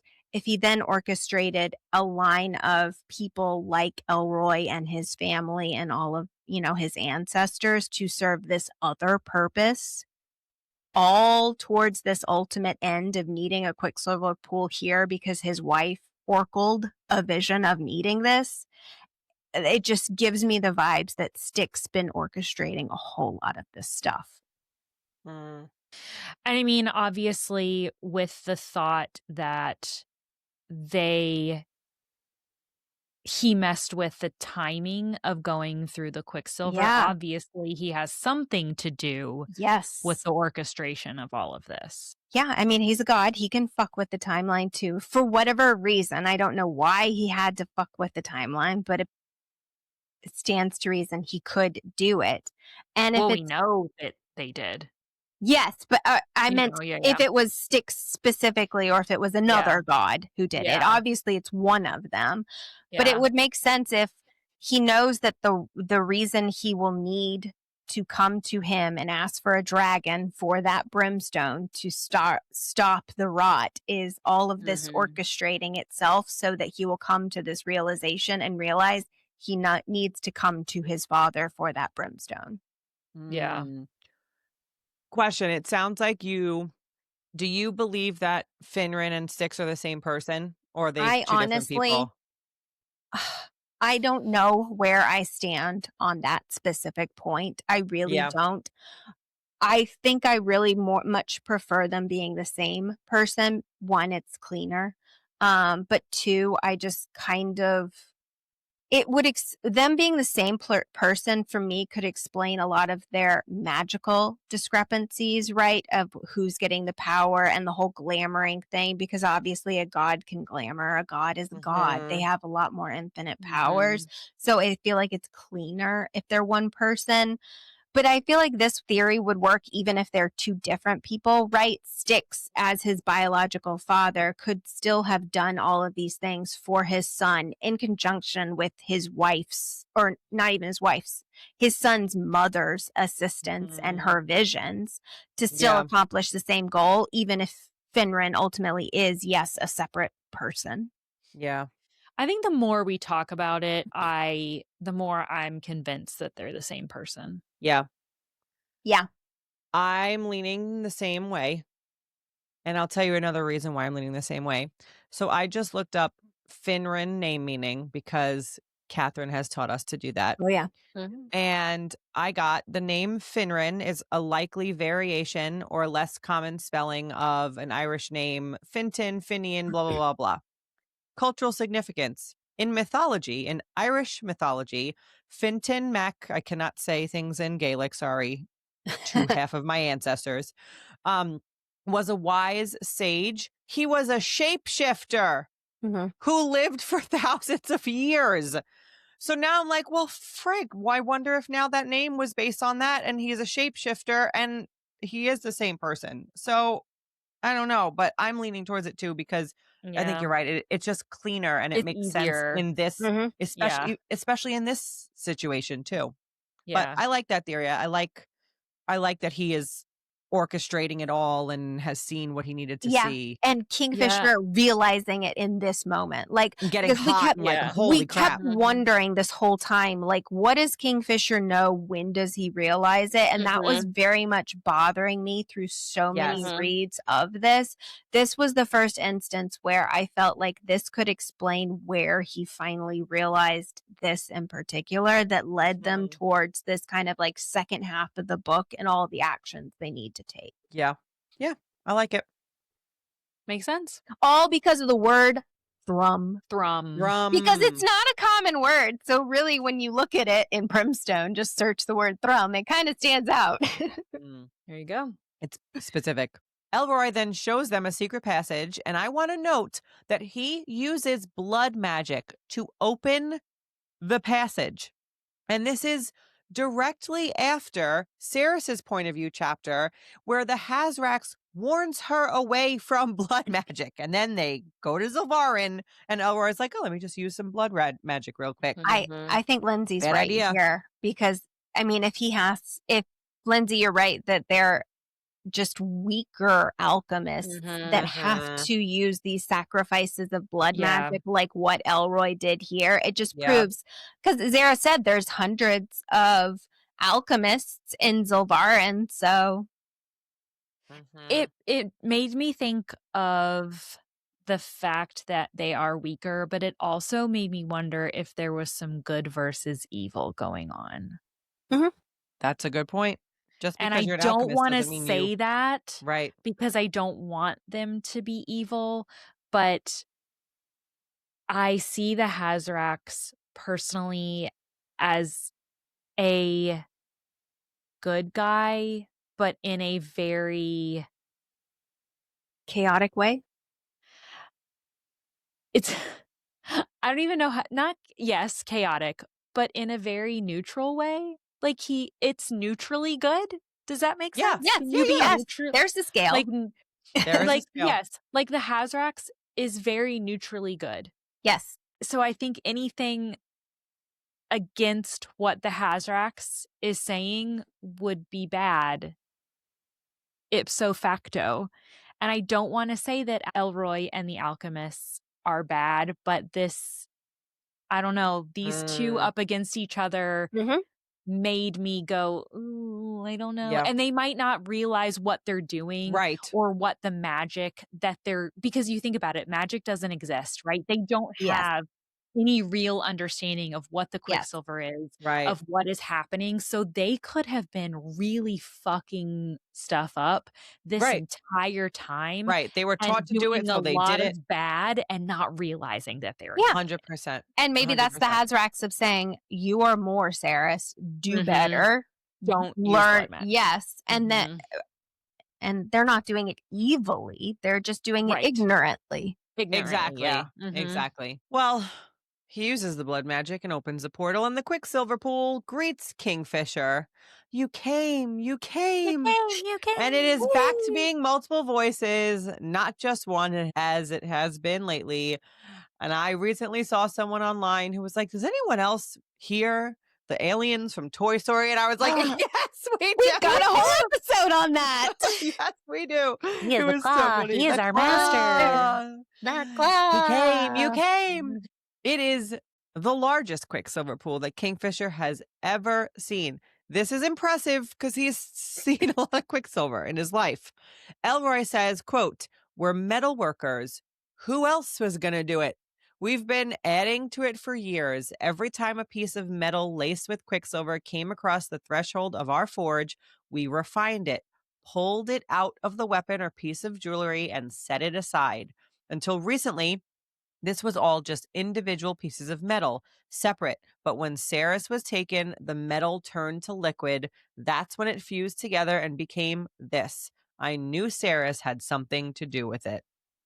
I love that it has not existed like this until Cerys woke it up. But when Cerys was taken, the metal turned to liquid. That's when it fused together and became this. I knew Cerys had something to do with it. Remember, when one Quicksilver gate opens, they all open. So that first time that Cerys activated the Quicksilver gate in Madra's palace, all this Quicksilver here turned into a pool. Which Elroy was probably like, that's new. Well, that's new for me. I don't know why he's all of a sudden a redneck in my head, but he is. I don't know why. That there's new. Their Quicksilver pool. Quicksilver got all Because whipped. he's a metal worker. He works in a forge. Good old fashioned, I don't know what he'll do. Okay, yeah, let's just leave that one right there. I don't know what. I don't know what. Elroy mentions Solace by name, Cerys' sword, and Kingfisher is shocked by that. Elroy says when he was a boy, there were drawings of it, but they were all burned in a fire, saying his dad drank his whiskey because, quote, it was the only thing that helped with the voices, and working that demon metal leads to madness and death. I saw what it did to my father. I didn't see what it did to my grandfather, but my old man did, and from what he told me, it wasn't pretty. I accepted my fate long ago. So it's very interesting that he burns this stuff. So we have to take him at his word for all that will do us. But I think what we've said is that basically they're metal workers. They have to be alchemists. But they were also handling all of this Quicksilver without relics, right? And simply just succumbing to the madness of it. Elroy says there were some papers that survived his father's fire, but when he took Cerys in, he burned them himself. Kingfisher thinks, quote, what had been in those papers that could have damned Cerys? I was beginning to suspect I knew the answer to that question, but I didn't know how to approach it in my mind. So, like, going back to my theory of him finally realizing maybe his dad's sticks had stuff to do with it, if we're correct. Any guesses here on what's in those papers? How it would have damned Cerys? Her father, maybe? Because I'm just going to throw that one out there because Foley randomly in a few chapters mentions her father and she has a minor freak out moment. Like, what do we think that Kingfisher's thinking that he doesn't want to tell us? Yeah, her father is like the answer that pops into my mind, but why would that be what bothers Kingfisher? Yeah. You know what I mean? Like, I feel like it's got to be something else that would matter to him. Like, I didn't know how to approach it in my mind. So it's something that's more personal to him. And I don't know that that would be her father. Yeah. But it's personal to make sense? Kingfisher, but it will damn Cerys? That's why I don't know. Okay. There are some That's why I don't crazy know. theories online about, I don't know if I agree with them, about Cerys and Carrion being related in some way. No. And like, I don't care people if you talk are about fifth that. cousin. Stop. Nope. I'm not getting into cousin fucking. Well, then don't read Throne of Glass. I'm just saying. Fair. That is a fair comment. That is a fair comment. It's really far down the line.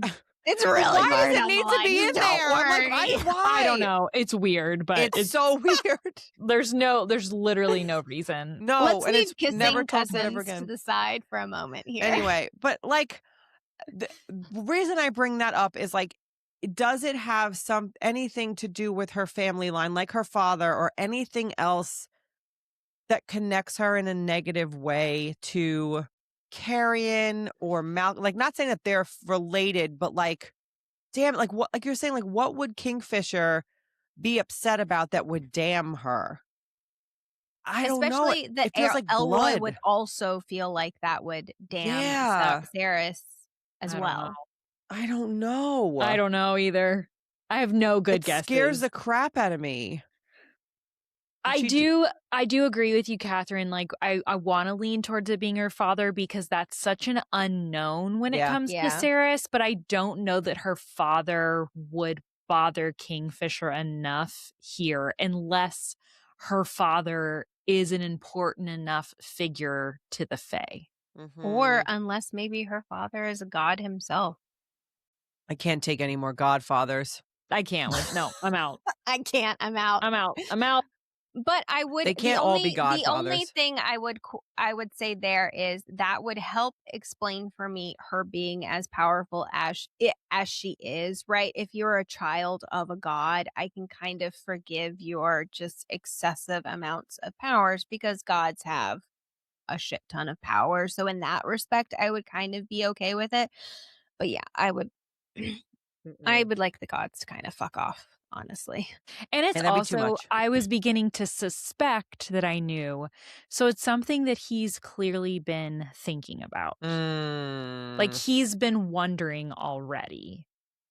And he's Interesting. been thinking about Hayden and Saris being very different. And so this on the tail end of him thinking about that, it's obviously got something to do with her actual family lineage, Yeah. whether it being a godfather or some other lineage. Maybe her mother's not actually her mother. Oh, go But ahead, also Lindsey. he says, I don't know how to approach it in my mind. Remember what else he's doing to his mind here. He is purposefully not True. thinking about it and blocking his mind so that the dragon can't see things. True. So maybe it doesn't have anything to do with not wanting to tell Saris or figure it out. Maybe it's because he doesn't want the dragon. He doesn't want to think about it because he doesn't want the dragon to find out. That's a good point. Yeah. I would like maybe that. Part of his shields aren't simply having a thought and then blocking it. It's preventing the thought from forming itself. Exactly. Yes. Yeah. I would be down for that. I like that way it's not like something that is such a secret or gonna be like this big reveal. He just doesn't want the dragon to know because he's blocking his mind. Right. Which would mean it would be important enough to burn and not reveal, but also not something that's so crazy that's like. But it's still Also purposeful your enough god. that you want to keep from a dragon. Yeah. So then that makes me think it has to be important if you want to keep it from a dragon. I think that's more has to do with the deal that he wants to make. Like that's why he doesn't want that information to get out there because he's going to make that deal with the dragon and with Styx. So I don't know that it has a larger implication other than he has to keep it in order for that deal to go through. Got it. Why can't we all just lay our cards on the table? Just tell us all the things. Because then reading would be very boring. That's true. And we would have nothing to theorize about. There you go. And we'd be out of a hobby. Out of a job. Out of a hobby. Not a job. Tyrion realizes that they can use this Quicksilver pool to go back to Evalia, but Kingfisher thinks that he has a different plan. He is going to send Tyrion and Hayden through, and he's going to go kill Madra. That's news to all of us, Kingfisher. Thank you so much for including us as readers in on that plan. We appreciate that. Makes sense. Before he can act on that plan, though, the Quicksilver pool erupts, and they realize that Saris might be in trouble. So, relics on, the three males step into the Quicksilver, leaving Elroy behind, but not before he gives them a pretty ominous parting of words. Oh, I'm sure I'll be hearing from you soon enough. I don't like the vibes I'm getting from Elroy. He's a little sketch. I think he knows exactly what's going to happen and when it's going to happen. That's why I think he's so laid back, because I think Oracle told him and he knows here's the plan, here's what's going to happen, and here are all the different options, and you're going to hear, like, I just think he knows too much. And so he's chill as a cucumber because he knows. Or he maybe drinks and he knows things. Or maybe he drinks and is. he knows things. Maybe he actually is Fenrir / Styx. Oh, God. He's Catherine, back it up. shifted it himself to just fuck with people. Immediately no. Back it up. Immediately no. Immediately no. Immediately no. Now let's jump back a bit and talk about Saris's storyline. We are going to start when she wakes up from their shared dream-walking sex dream at the cabin, and they will then converge again in a bit. All right. Saris wakes up from their, what did you just call it? Shared dream-walking sex dream? I think so. Something. Okay, In a we got cabin? there. In a cabin. Okay. She also realizes that it was definitely real. Mm. Mm-hmm. Let's get it on. She and Lorith go to train, and she asks him if Kingfisher is particularly attached to Solace. She mentions that it is a large sword and tough for her to work with. Totally makes sense. Saris goes to the library to meet with Foley, and he warns her about the stargazers, that while they are pure and trusting, they could use your hair to build a nest, and a witch, like Algot, could use your hair and do awful things with it. Like, what the fuck, Foley? That. Here's the thing. I shed a lot, and like I'm constantly pulling my long hairs off of things, and now all I'm going to think about is how like the witches could do bad things with my long hairs. They totally can. They Okay, totally but can. when you see the stargazers, just let me know, and then I'll Okay. come over. Okay. Listen. To what? I don't know. Just listen. I was saying, I'm listening. Go ahead. Lorith comes in, and the males argue about the fact that the Lupo tried for years to reach out to Foley. But Saris reminds them that clearly a vampire stole the letters, and that's why Foley never got them. We will find out later in the book what happens to them. Oh, yes. But it is not talked about here yet. I love how they just have this back and forth. You didn't send any letters. No, you didn't. Yeah. I didn't get any letters. And she's like, guys, you're probably both right. And somebody stole the letters. Don't you think just someone fucking could have stolen letters? Get Yes, over it. Yes. Clearly, there is some fuckery afoot. They are interrupted, their whole little back and forth, by Saris's glowing rune hands. She did Here get a bit they worked go. up. One in particular is inflamed. It's the rune for Quicksilver, which is an arrow bisecting a circle, which I did see that Callie Hart got tattooed on her own hands last week, which is freaking cool. She did? She did. I think she's going to get all of the alchemist runes. It is. Oh, wait. Please do freaking Google it right badass. now. Yes. Wait, I have to It's Google on her. it right now. It was on her Instagram. It is so cool. Okay. This rune is always the hungriest. Since Quicksilver is sentient, always the first to awaken. The runes on the back of her hand are her Alchemaran shield, and hers are the most intricate he has ever seen. That checks Saris out. does feel slighted during the conversation that Foley is speaking to her as if she is a child. I get it. You kind of are. You compared to them. she kind of it. She tells him that she wasn't raised around magic in Zilvarin, but he says, quote, "You cannot eradicate magic from a city. Once it takes root within a community, it never leaves. It will find a way to thrive one way or another." I definitely think this proves what we were just talking about. Why can Kingfisher get access to a source for his magic in Zilvarin? We brought this up also in our last episode because we think this is further confirmation that we're going to continue to find more magic in Zilvarin. And Foley is just like, obviously, you can't get rid of it. It's there. Thank But you, also, Foley. like, fully calm down. They don't realize magic exists in Zilvarin. He has And no clue. Lorith is like, will you just stop lecturing? Like, let's just get to the point without the snide comments. Like, Listen, chill, dude. He's a grumpy old vamp. Yeah, like, stop ragging on my drinking buddy. Yeah. She replaced you in that regard. Absolutely. Foley hands Saris a book, and we get tons of information about alchemy and Quicksilver. There's a quote, "The unorthodox Tria Prima, the basis of which is always the same: salt, Quicksilver, Brimstone. The uses for all three are varied and wide, combined." And note, Malcolm mentioned seeing 4 more runes on her, right? Earth, air, fire, water. So the elementals. So we've got the Tria Prima and the 4 elementals making up the runes on Saris's fingers. Quote, a failing may be fearful at first. Opening themselves to the energetic flow of the quicksilver can be an overwhelming sensation. The failing should learn to embody the quicksilver's energy, aligning themselves with it in body and mind before they try to transmute the substance from a metal to a solid. Every day, the failing should be encouraged to alter the quicksilver repeatedly between its natural states until the skill comes easily and they have built a rapport with the quicksilver itself. Once the failing has mastered the skill, they will be ready to set their affinity for the quicksilver's magic and seal their first alchemical rune. Mm-hmm. Thank you, Professor. Mm-hmm. Okay, so let's go on a Tria Prima tangent for a second here. The Tria Prima, or three primes, are the three elements of alchemy.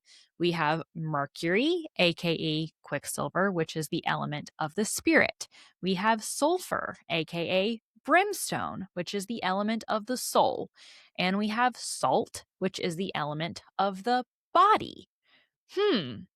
Quicksilver, brimstone, salt? Mm-hmm. Salt is an interesting name to book 3, but it makes you wonder if it is somehow going to be connected to salt, Yep. right? Salty. Salty. I know, Another that word would for be salt. just so funny if her Salt. book 3 was literally just salt. Salt. There's got to be a cool, funky name for salt that they can use that would be cool. I tried to look up if there about was this one? another name, and I couldn't find anything. Sodium. Sodium. Please don't. So, but let's think about the 3 book titles and the way that they are connected to the Tria Prima and what is going on with Ceres at the time of them. In Quicksilver, Ceres had a broken spirit, right? Scrounging for life in Zilvarin. In a way, you can see that her spirit was healed by meeting Kingfisher and starting her life in Avelia. In Brimstone, the book of the soul, she is finding herself again. And to quote Adina's book, even knowing you must conquer this rune, it pains me to advise you that you must do so, as sealing this magic to your soul will come at a great cost. So now she has been born anew, literally a new being for her soul to reside in. So what does that mean for Salt for the 3rd book for her body? Does she leave her body? Let's think about Transcend her body? she is a new person. Yeah. She is a new being. She is the only being of her kind. Yeah. What does that mean for her body? So then maybe she is the child of a god and then she has to transcend her body. Maybe that is what it is. Let's also not forget how this book ends with her going into a realm that her mate says that her body can only survive for 2 hours. Yeah. You think she's going to actually transcend her body? That'd be wild. Well, maybe that's what it is that if she is a child of a god, that's why he took her there. He knows she can survive it. Or she's going to. It's ominous. Yeah. He wouldn't bring her there to die. Not purposely. Not on purpose. Yeah, No, I but agree. if he knows that her body would die, he would not bring her there knowing that I'm going to keep you here for your body to disintegrate. I don't think he would. But think about it. They were strung up upside down. How long were they there for? They don't know what their time limit is now. Oh, God. It makes me so nervous. I have no idea what it could mean. I don't know. It's wild to me. Do you have a theory? Nope. I'm just worried. Yeah. I feel that worry. I have no theories. I have anxiety. I have anxiety. I am worried. Lots of anxiety. 100%. Well, so now we see her working on commanding Brimstone, Quicksilver, and Salt, the Tria Prima. It has also been mentioned that she might have fire magic. So I'm guessing we're going to also see her wield earth, air, fire, and water in book 3. She's just going to do all the things. She's going to Captain Planet, unite them all, and it's going to be because remember, Malcolm said she had all of those. He sure did. He was like, oh, wow, you have it all. Mm-hmm. Do we get any more mentions of the 3 branches of alchemy that we got in book 1, transmuting No. metals, healers, immortality? 'Cause the only other thing is that Tal mentioned Ceres was healing her own runes when they flared, and he thought she might have healing abilities. So I kind of wonder if those are going to come back into play, right? Like maybe her body will get destroyed, but she can heal herself. Yeah, I did find it interesting in all of this talk of alchemy and all this research of alchemy, we never got mention of those 3 branches again. Yeah. Okay, well here. I'm going to take what you did and I'm going to do it for these 3 branches of alchemy. So we've got Quicksilver. She learned to transmute metals. Mm-hmm. We've got Brimstone. She's setting herself on fire, but healing herself still. And in Salt, we will have immortality. So her body might die, but she's going to be immortal and it's going to be okay, Lindsey. So you can just get rid of your anxiety. I've solved Perfect. your Oh my problems. gosh.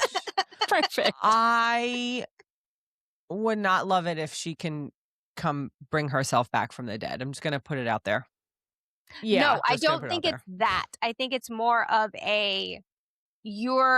how do I say this without it giving that vibe? Because I'm not intending for this explanation to give I that don't vibe, think but that I'm you thinking think it's of going it to as happen. I'm just putting it out there as a plot point that would pull me onto your side of, okay, she's too powerful. Yes. You know what Yeah. I mean? Mhm. Because I have read books where that happens. yes.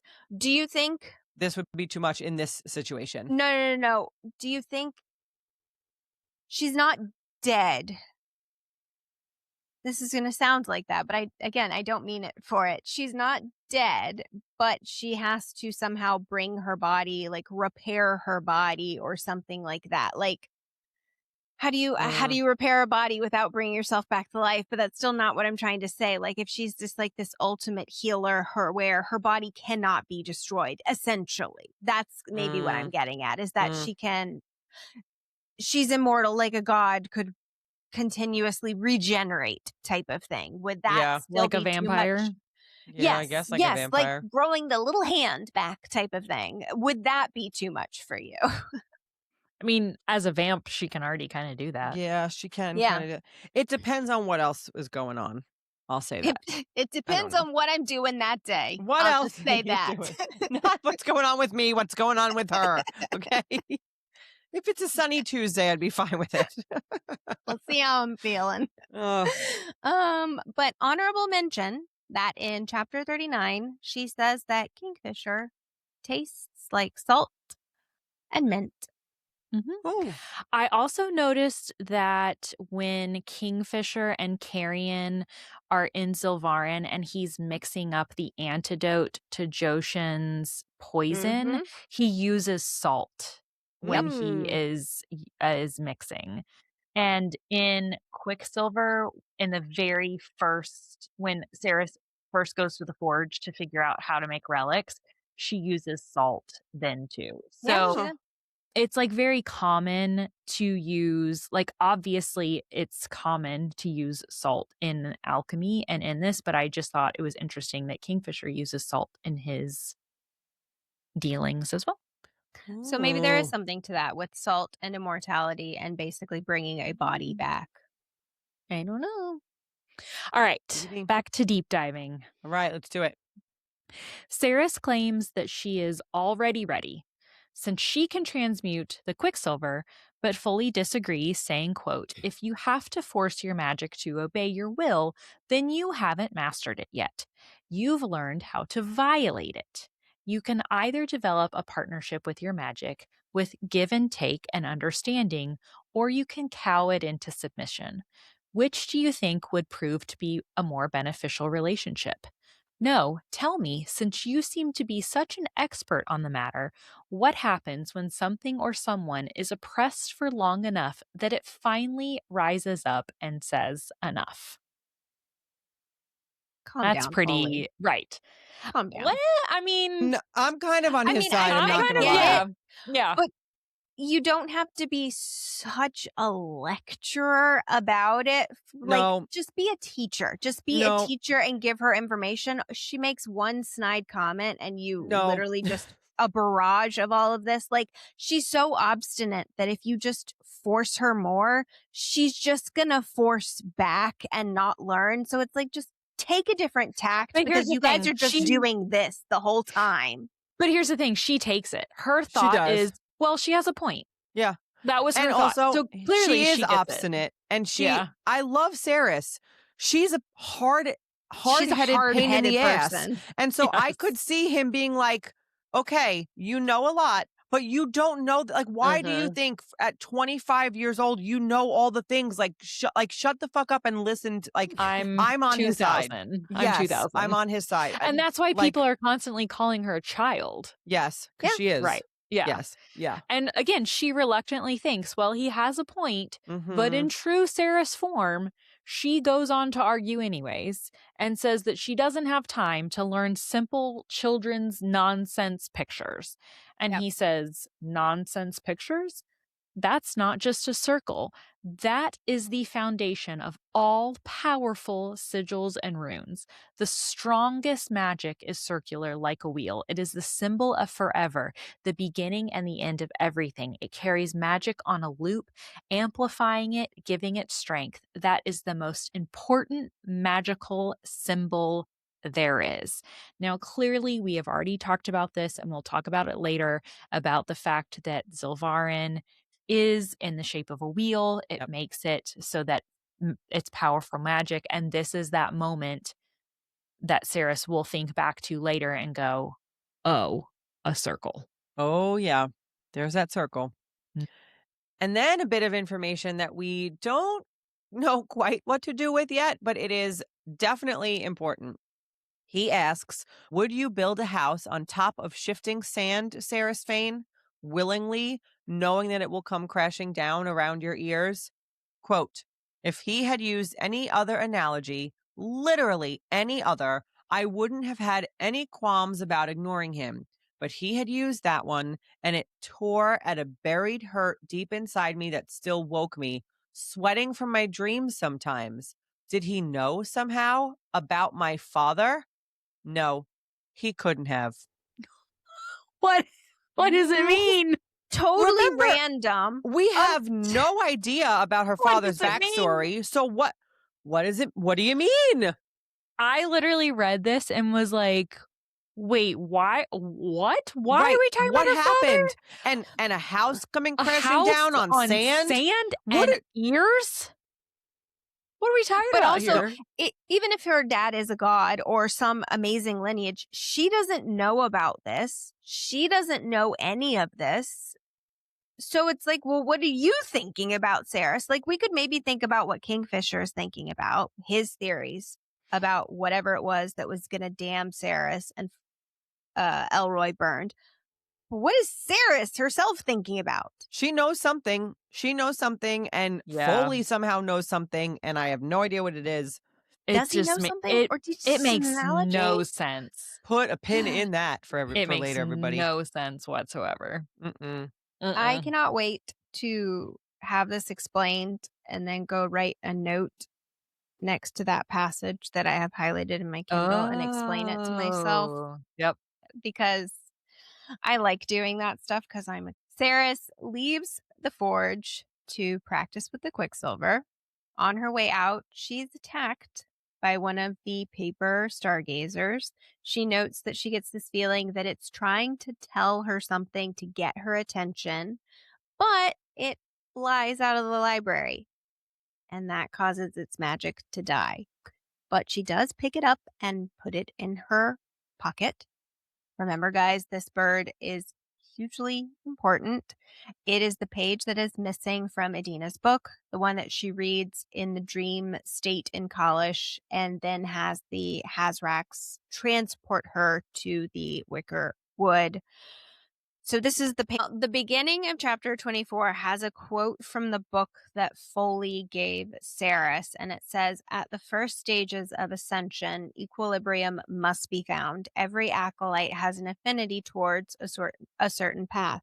Without the appropriate guidance and training, the path will claim the acolyte. They must marry the Tria Prima into one within themselves if they are to truly master their power. The enlightened alchemist walks all three paths. Very interesting. You have to marry it. And just And thinking that's- about that language. That's weird because that to me sounds like they can either transmute metals or heal or have immortality. But this is saying that enlightened alchemists will walk all three paths when previous information is that they had to choose one. They can only do one, yeah. Granted, that was previous information that was hard to come by because Belcom Right. burnt it all. But then but it also says they must marry the Tria Prima, and the Tria Prima could be the three paths, which is Quicksilver, Brimstone, and Salt. So a true alchemist has to have all three of those. So I don't know. I wonder if Tria Prima is going to be the next book name. Anyway. It's better name than Salt. Not gonna lie. No, that would be a good one because that would bring it together because Salt is still in it, but you're not naming your book Salt. Because that's terrible name. In the forge, Ceres practices with the Quicksilver. She gives it a memory and makes a relic. But Ceres says there's still this wrongness to it, finally realizing that she has yet to master it. If she has to will the Quicksilver to do anything, then she's not really forming a partnership with it. The Quicksilver then asks for some of her blood, and she thinks, that's new. And no explanation, really. No explanation. Other than that.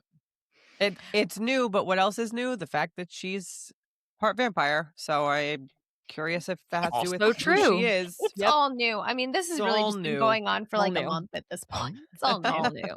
All new. And then my neutral good guy, good thing, good it, the Hazrax enters. That's not even his name also. Like, we don't even have a name for this guy. He's just this thing. It's a Hazrax, but we don't even know its name. Its name isn't Hazrax? No, it says The it is Hazrax. a Hazrax, but that's not even its name. Oh my god. And names there are more matter. Hazraxes? Hazraxi. Hazraxi? He's the I feel like the plural is Hazrax. Hazraxi. I do like Hazraxi. Hazraxes? Well, its name is the Hazrax. Okay. It picks up a relic she just created and it burns the Hazrax. Interesting. Are we assuming that has to do with the blood that she put in it? Or that it's Quicksilver itself? Or what it's made of? I don't know. I like the blood. I like the blood idea. Blood, right? Mhm. Okay. It says that it is not gifted with sight, but it can see many possibilities. Now, that sight sounds different from the Kingfisher sight. This sight sounds like Oracle sight. Yes. I don't like that they're both capitalized, though. That makes differentiating them difficult. Right. So, I don't know. It also says, I know everything. It is not my part to reveal truths that must be discovered. So tricky, little Hazrax language, okay? It tells Ceres that blood magic is crude. Remember, we talked about this in the Elroy chapter, judging her for making a relic by giving her blood to the Quicksilver. When Ceres says that she is just doing what needs to be done, it cryptically responds, quote, do those runes on your hands need to be sealed? Does your mate need to be wary of new faces? Do you need to create thousands of relics so that you can whisk the weak and the small away from this place? Does the black rot spreading through this land need to be stopped? Okay, we know all of these are currently problems except for one of these. Does your mate need to be wary of new faces? So what do we make of that one, guys? I don't fucking know. And I feel like I've just been saying that a lot.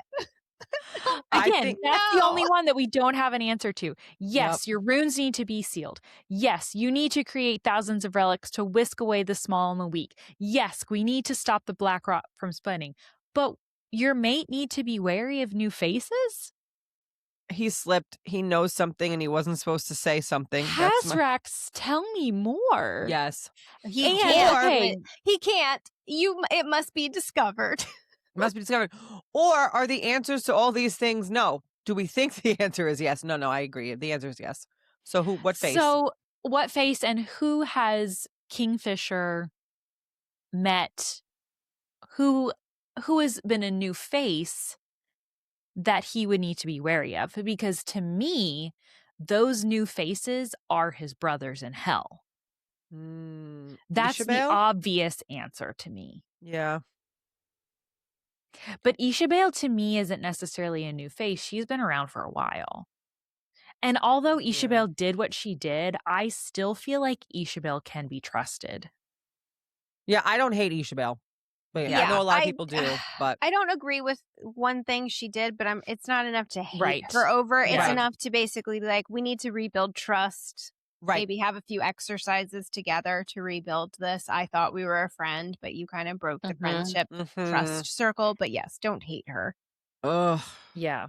I don't know. Okay. This is a stretch. All right. But when they cured the vampires, they technically became fae.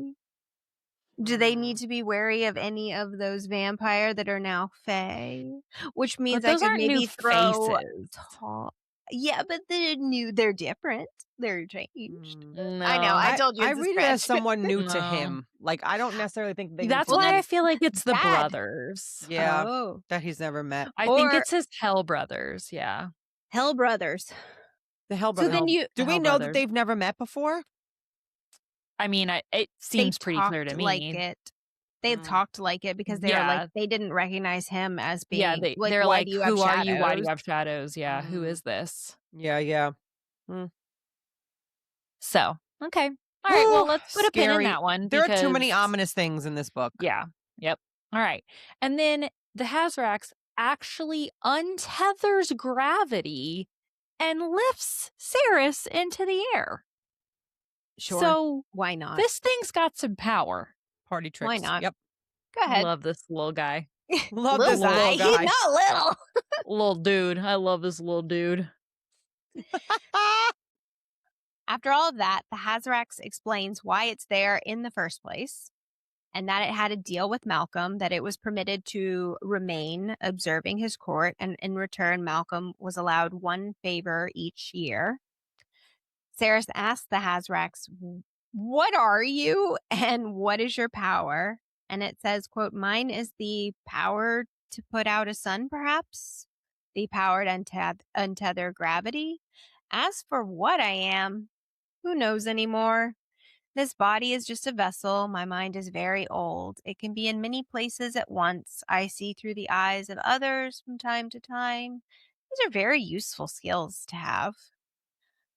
Like, in some respects, I'm like, he's not a god. But then he says shit like this, and I'm like, the Hazrax is just a vessel. Maybe it is a god talking through the Hazrax.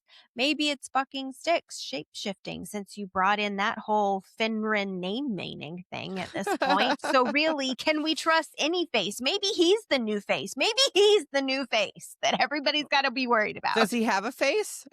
Yes. It's really weird. But it looking. also says I see through the eyes of others from time to time. That sounds like the sight. But he just said that he doesn't have the sight.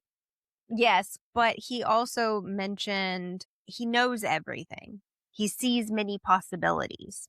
So he sees Lindsey, but he doesn't see. No, but it literally says, I I know, see through I the know, eyes of others. I know. Like, He's just- contradicting himself. Yeah. It's just Yeah. confusing. Not naturally, but Lot he can of- force Either himself way, there's a lot of power here.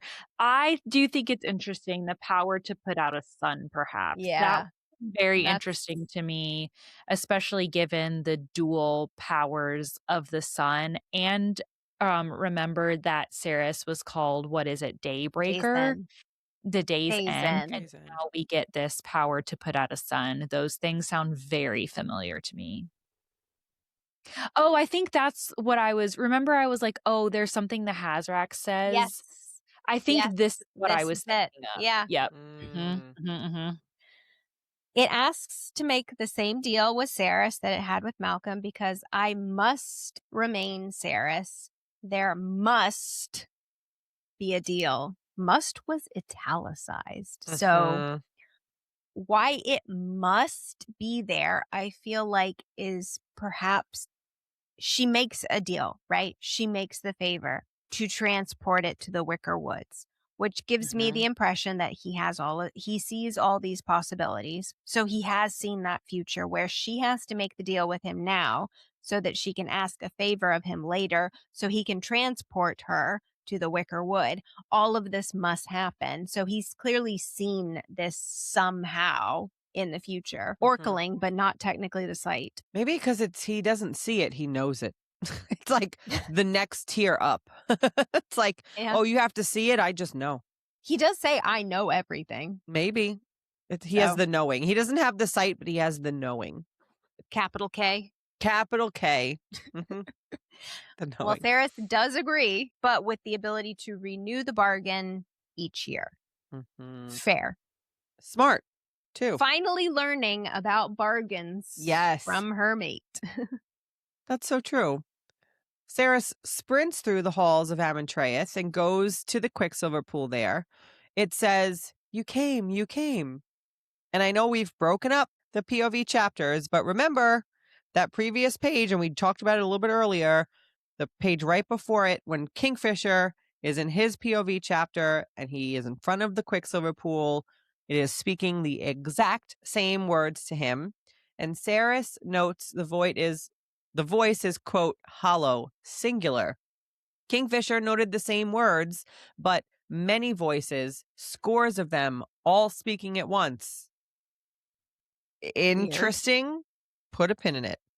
Or what the heck does it mean? Because clearly we know nothing in this set of That chapters. has really just been the entire episode. No. What do we know? Nothing. No clue. Nothing. No clue. Got nothing for you. Good luck with that. Have fun reading. Welcome to our podcast. We know nothing. We give you nothing. Happy birthday. Her runes are lit so brightly that they are filling the entire room, and it is more power than she can even comprehend. She doesn't have a relic, so she doesn't know if going into the Quicksilver will be her downfall or exactly what needs to happen to seal her rune. But something finally feels different with the Quicksilver. She says that it feels right. Okay. And she steps into it. She does. It was as easy as breathing and it felt right. Quote, it didn't sound as fractured as it usually did. This was a primeval power older than the universe itself. All of its attention was focused on me. There was something sly in the speaker's tone. I couldn't think of it as Quicksilver. It was something more than sentient portal magic. And it was trying to trick me. The Quicksilver says, your name is Ruination, Blight, Curse Worker. You do not deserve to live. Okay, that was a little bit coming on strong. That's rude. Rude. How rude. It accuses her of not being worthy, but she convinces it that she is. It slips down her throat, into her ears. Pain explodes behind her eyes. It says, wield it. A dark horizon looms. What will you do to prevent it? You would die? Yes. You would kill? Yes.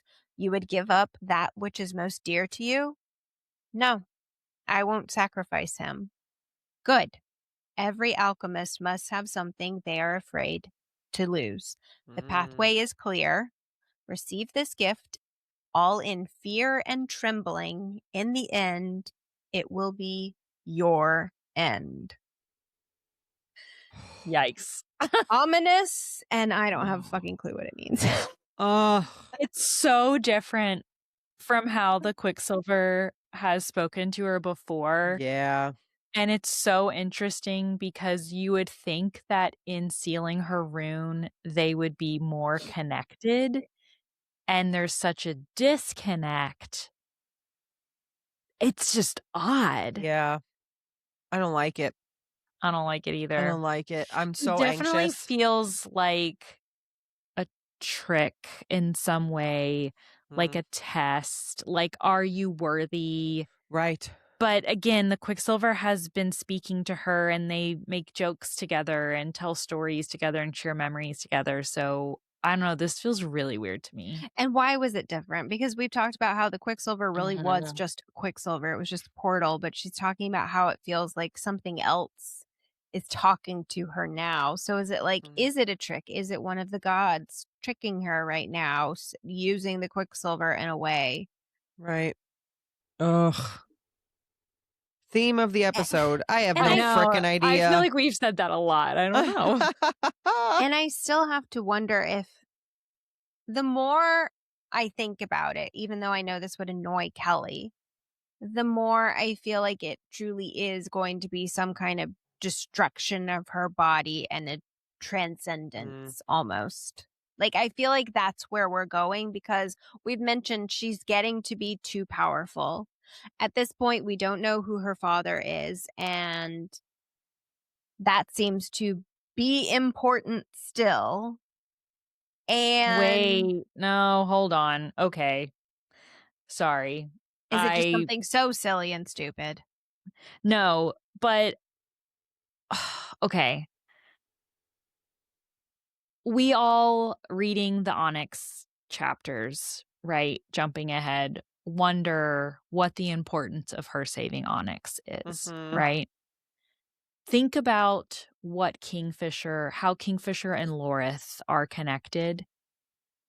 Are Saris and Onyx now connected that way? Did she give him a piece of her soul to save him? Yes. So that if something does happen to Saris, if her body, her salt is broken, will Onyx be the one that saves her?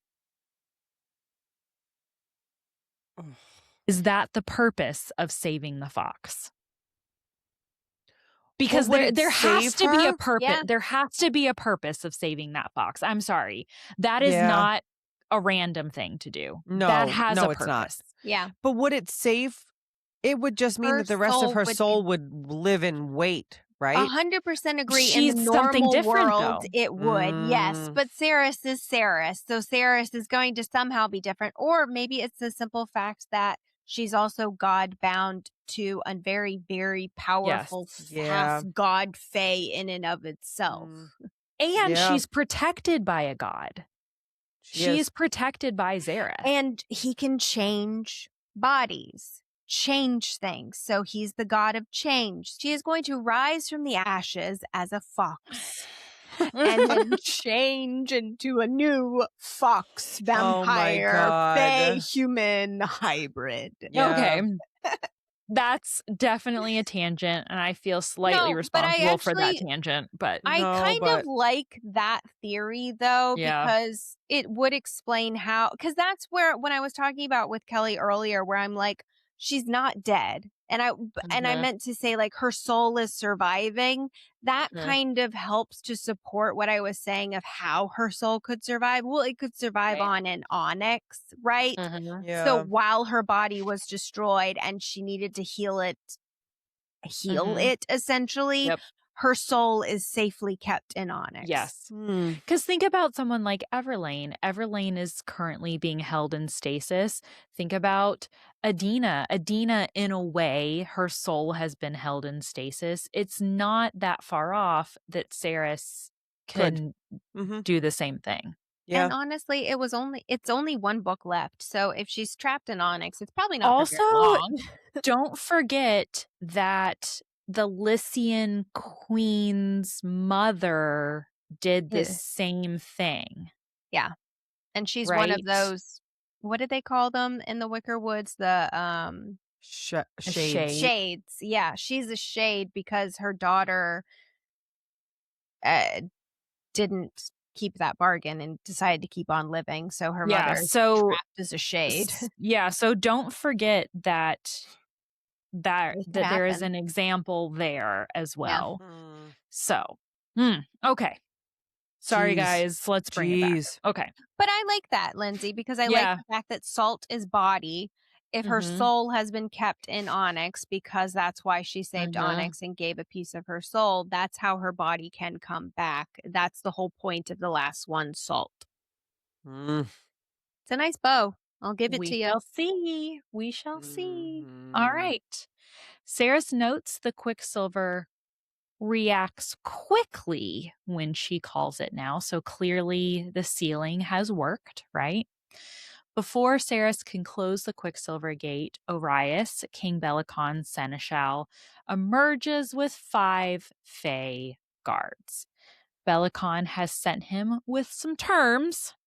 He implies that Belicon had kept Malcolm's court fed. Interesting note there. He also knows about the rot, that it is spreading, and that he is offering shelter and protection in his kingdom. I want to know why Belicon thinks that they would be safe from the rot. Is it Yep. because he knows where it's coming from and that person is not going to send it to his kingdom? Mm. But still, the rot spreads without something to stop it. So, like, just logistically speaking, Magic. like, whatever ward he would have to protect is something that none of them are aware of. Or is it simply hubris? Like, the Belkader Wow. clan was basically like, well, the rot's not coming Yeah. to us yet, so we don't care about it until it's our problem. Is it just hubris, or is it some magical ward Does blocking he the know rot? something? But I mean, this is a rot spreading that the gods themselves cannot stop. What the fuck could Belicon have that could stop the rot that the gods couldn't stop? I don't know. Mm. I don't And know. he's like this overly showy bad guy. I could totally see it just being hubris. Right. Yeah. Yeah. I don't know. Could be.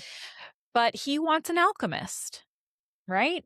Mm. His other terms, he wants Everlane returned to him. Why? And he wants Kingfisher in shackles and a public execution. Immediately Bro, no. do you really think you that his smoking? mate is going to Yeah. agree to that? Yeah, sure. Oh, sure. Come on. Yeah, okay. No. And also, why does he want Everlane? Like, he's not a dad who cares about his Yeah. daughter. So Pride. No. what? Or is it because we've theorized that Everlane is almost in some plane of existence where Malcolm is essentially torturing her, right? Maybe he wants Everlane's body back to bring Malcolm back as a way. Or Adina. Or Adina. Mm. True. 'Cause Adina he has does not spoken want through her. he does not want Everlane because he wants his No. daughter back. No way he in wants hell. to use her for something. Yeah. Agreed. No, absolutely. Ugh. He wants Saris to oath bind herself to him in front of the Fearin stone. Orias reminds Saris that most of her friends are oath bound to Belicon. At first, this does upset her, but she has the thought that all Fae bargains can be manipulated, but it is kind of also true. Yeah, I mean, It is true. can we do foreshadowing? Yeah, Like, we that's read kinda- that line. Kind of true a little bit. We were were all like, oh yeah, oh yeah, that's Ooh, gonna oh, come yeah, back to bite you in the kinda ass. true. That one's Yeah. coming up again. Mhm. He But also, it's giving like, oh, but your friends did it, so you should do it too. But Right, also, yeah. why the fuck do you think I would agree to any of this? Like, Yeah. what makes you think your precious little world is so special that I'm going to come to your palace and do all this stuff? He's an idiot. Your palace. Thanks, guys. I wanted it to be mocking. Yep. Your stupid palace. He also wants Solace back. No. In response, Ceres pulls Solace, and Orias sees the rune on the back of her hand. A Fuck. circular rune bisected with an arrow glowing brilliant blue, her sealed quicksilver rune, and says, fuck. I love that moment. Then the most number one badass moment in the entire book. She wills Solace to become 2 short swords and it obeys. That's so I cool. loved this moment. Like, I could just literally picture this movie moment in my head of this girl with this giant ass sword that's too big for her and then just being like, ba-bam, and it being 2 swords. Bam. I And love it. she says a great quote in this moment. I had planned to reforge Solace into something more amenable, but I hadn't had the time.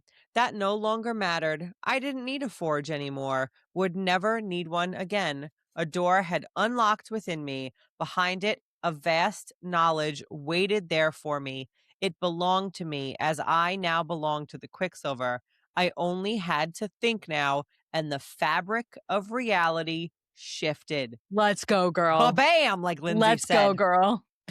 I love this moment for her. So good. I love it. It's badass. It was so Don't say quick. but. It What? was. I didn't actually say but. I just went to It the was- next sentence.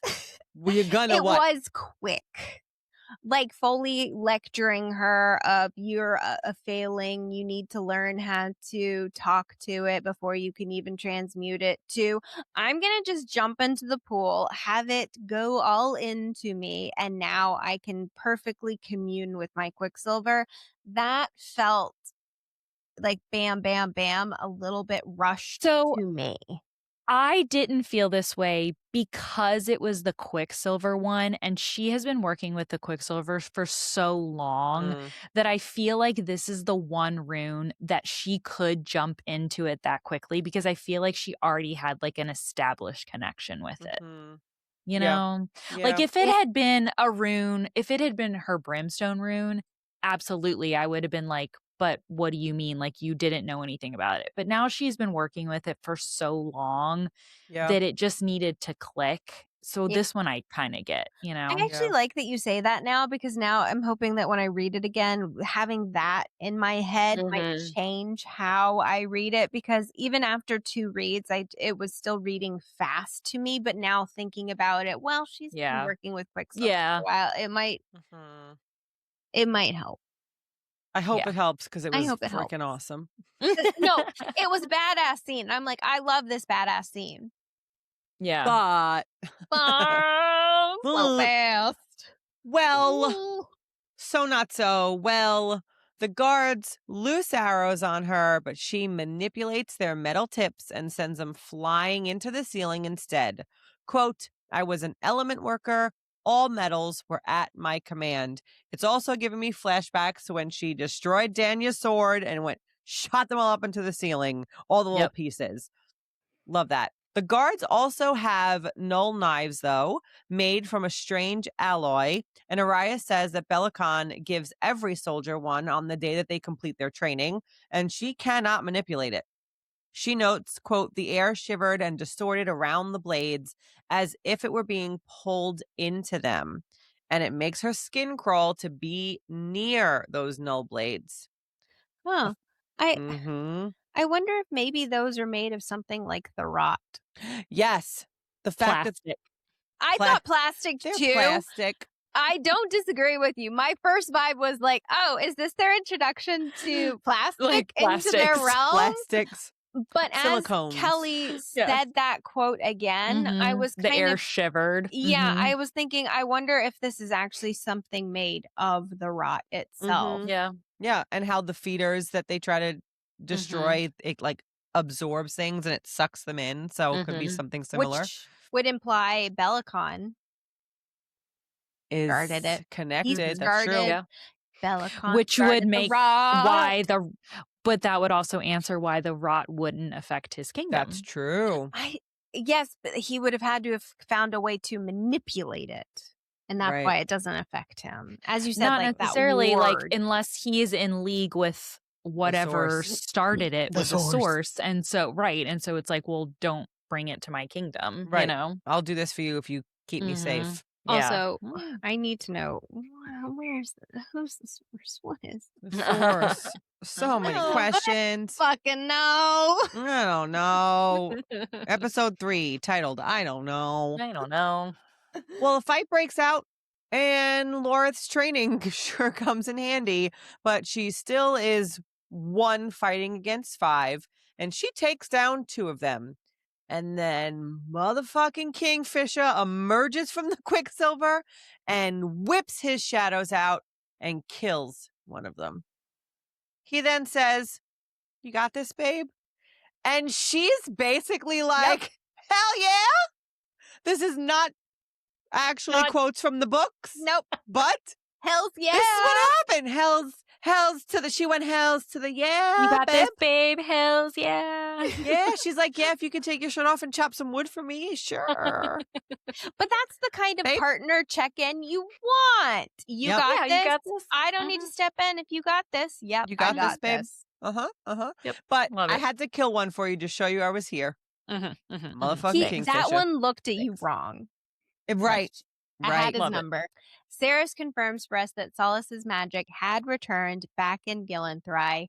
We had wondered, right, if it was considered an active god sword because it hadn't like spewed that angel's breath, but its magic is there. Quote, "My short swords blazed light, power singing like lightning through my veins." Pretty fucking cool. Very. We get a quote while she's fighting. His face was blazed in blue. A giant icon formed in the air in front of me, projecting from my hand. It was my shield. The interlocking runes were an exact copy of the sigil on the back of my hand. Most of the icon's lines were dull, apart from one rune, a circle bisecting a cross with a line cutting through it at the top. It blazed with magic, hovering there, waiting. I spread my fingers and twisted my hand, noting how the veins in my wrists were strangely silvered beneath my skin, and the quicksilver rune turned in the air like a key turning into a lock. It snapped into place, and a wall of energy detonated out of it, hurling the 2 remaining guards across the tomb. That's pretty fucking cool. Kingfisher wants to kill Orias, but Saris spares him. Not because she's feeling kind. She wants to send him back through the Quicksilver with a giant hell no message for Belicon so he can be told what Saris is capable of, which is Love it. probably good. Then we get some foreshadowing. Orias spoke at length about how Renfis and Lorith and Kingfisher are all oath-bound to Belicon, and his parting words to Saris are, "Remember what I said, child, oath, vow." But he doesn't get to finish his sentence. But we know that this is going to come bite them all in the ass because Belicon calls in his oaths later in the book. She closes the Quicksilver rune, noting the Quicksilver moved differently when I reached out with my magic and closed it now. So it's just reacting to her at whim anytime she needs it to. I like that Saris demands that Kingfisher never gets to leave without her again. I like that. And he promises rabid mountain trolls couldn't drag me away from you now.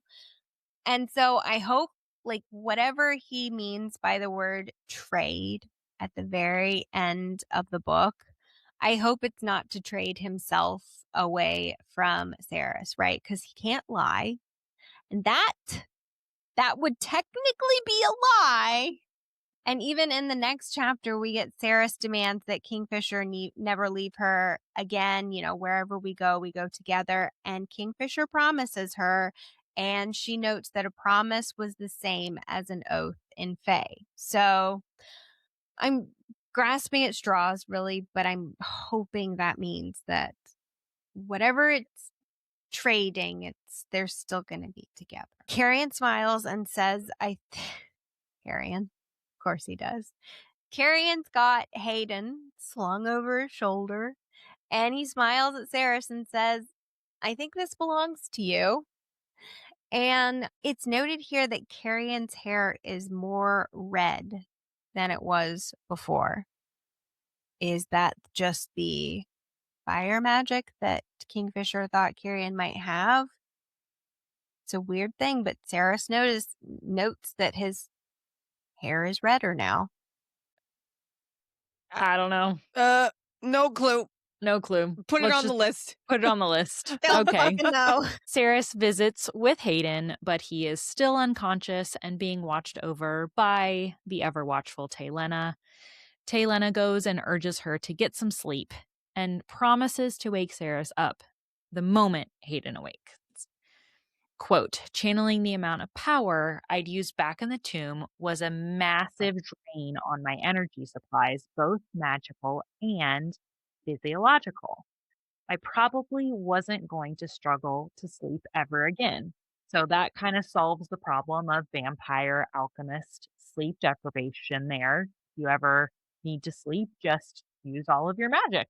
Okay, great. Exhaust yourself beyond Noted. reason. Noted. Okay. Just go into magical battle. Easy. Taylena also apologizes to Saris, saying, quote, she had tried to heal me when we'd first arrived at Kalish, but her magic had felt like water beating and rolling off of my skin. It hadn't felt wrong per se, just strange.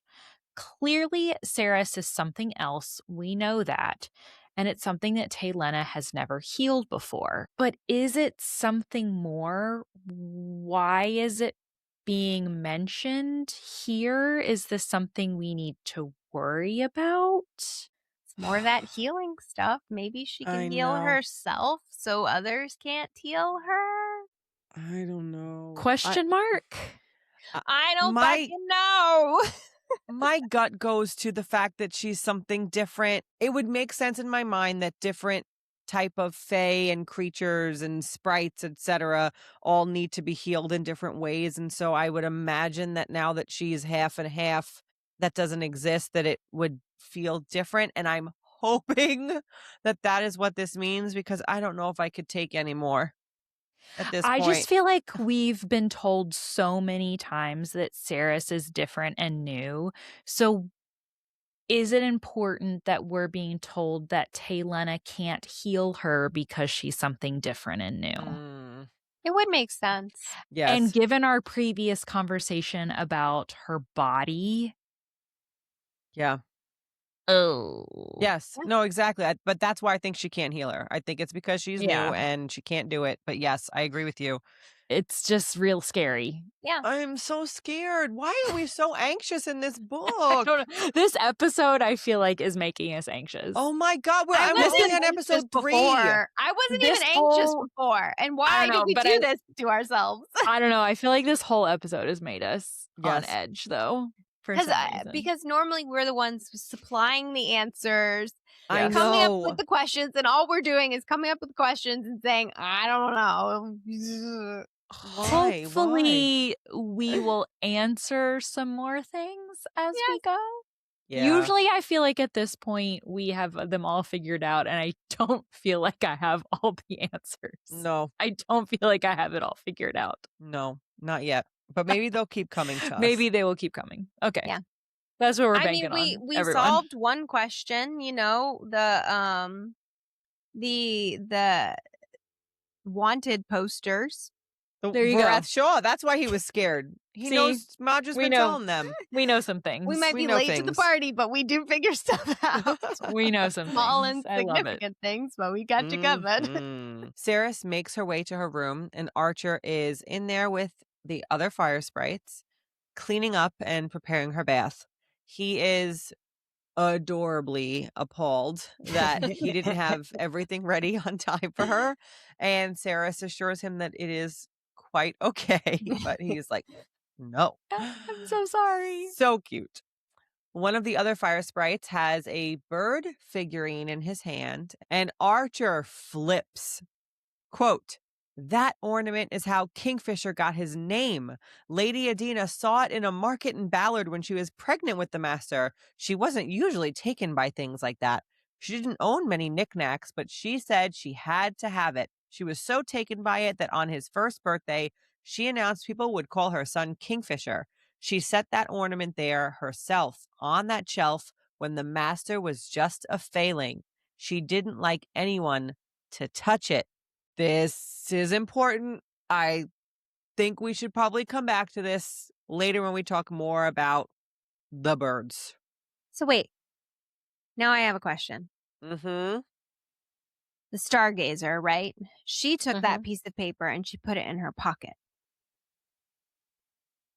How did that end up in? She changed. Yeah, she just was like I imagine she just like puts things on. It was just under it. Like it, Yeah. like the figurine got on top of it. Okay. Like I emptied my pockets onto the counter. Okay. Because in my brain, Yeah. I was now just thinking, wait, the page wasn't in the figurine. No, then I was like, how did it get in the figurine? Yeah. Okay. No, it was okay, underneath. I think Okay. there is, if I remember There is some kind of correctly, explanation. there's a scene later where she specifically changes out of her dress and into something else. Yeah. And so I think the connection is like she took off that dress that had the pocket, she put her stuff out, and then she was in this other, wasn't she in a gown at some point? Yeah. I digress, but she changes, and so I think that's what it is. Yeah. So then I feel like this had to, the piece of paper, yes, we don't know what's written on it, but is literally placed under a figurine for which he got his other name from. I feel like his name was on that piece of paper. For sure. His name is definitely on it. We just don't know what else was on it that made her know where to go. That's true. Mm-hmm. His name had to have been on it. We just don't know what else was What on else is there? Go to the Wicker Woods and say this name. Yep. Love ya. That's it. Do we trust that that's it? Because, like, you're right. Up until this point, we have gotten the word for word instruction of what you need to do next. And so anytime they don't give you the word for word, you're like, that's rude. rude. Say. Right. Yeah. Mm-hmm. Yep. Saris takes a bath. He tells her that her new swords are engraved in Old Fae. One has an abalone inlay and says Aromar, which means mercy. The other has an ivory inlay and says Selenar, which means honor, mercy and honor. Saris asks him how they can break their oaths to Belicon, and he says they can't. He does say, however, that the wards that prevent him from coming here also prevent his compulsion from reaching us. As long as we stay here in Kalish or in Amontriath, we're all fine. And even if we do leave these lands, we will have to be in his physical presence for him to command us. I felt like that was such a tease because I'm sitting here really worried about it. And he's just like, don't worry, darling. It's going to be fine. And it's totally not fine. And it's exactly as Sarah said it was going to be. And just as a reminder about the magic in Kalish, remember from Quicksilver chapter 15, my father and Belicon had a long history. He saw what Belicon was planning long before he murdered the royal family and stole the crown for himself. He took precautions and warded his land so that neither Belicon nor any of his supporters could cross into them. He was powerful and his wards were strong. They remain as solid as ever. Belicon can travel to the borders of Kalish, but he can't enter. As long as I live and carry on my father's line, he never will. My father's. My father.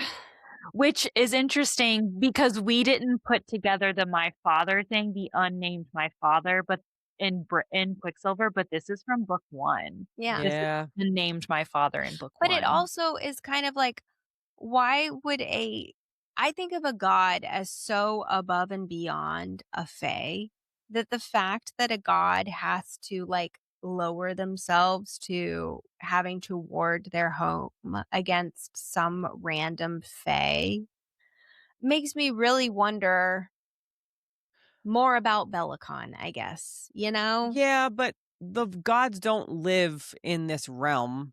So like I would see your point if like Belicon was going to like the realm of the gods, but if Finran is Styx and he decided to take on a more human or fey form, right? And live in this realm, in this earth, then I would imagine that just because you're a god doesn't mean that wherever you are is safe.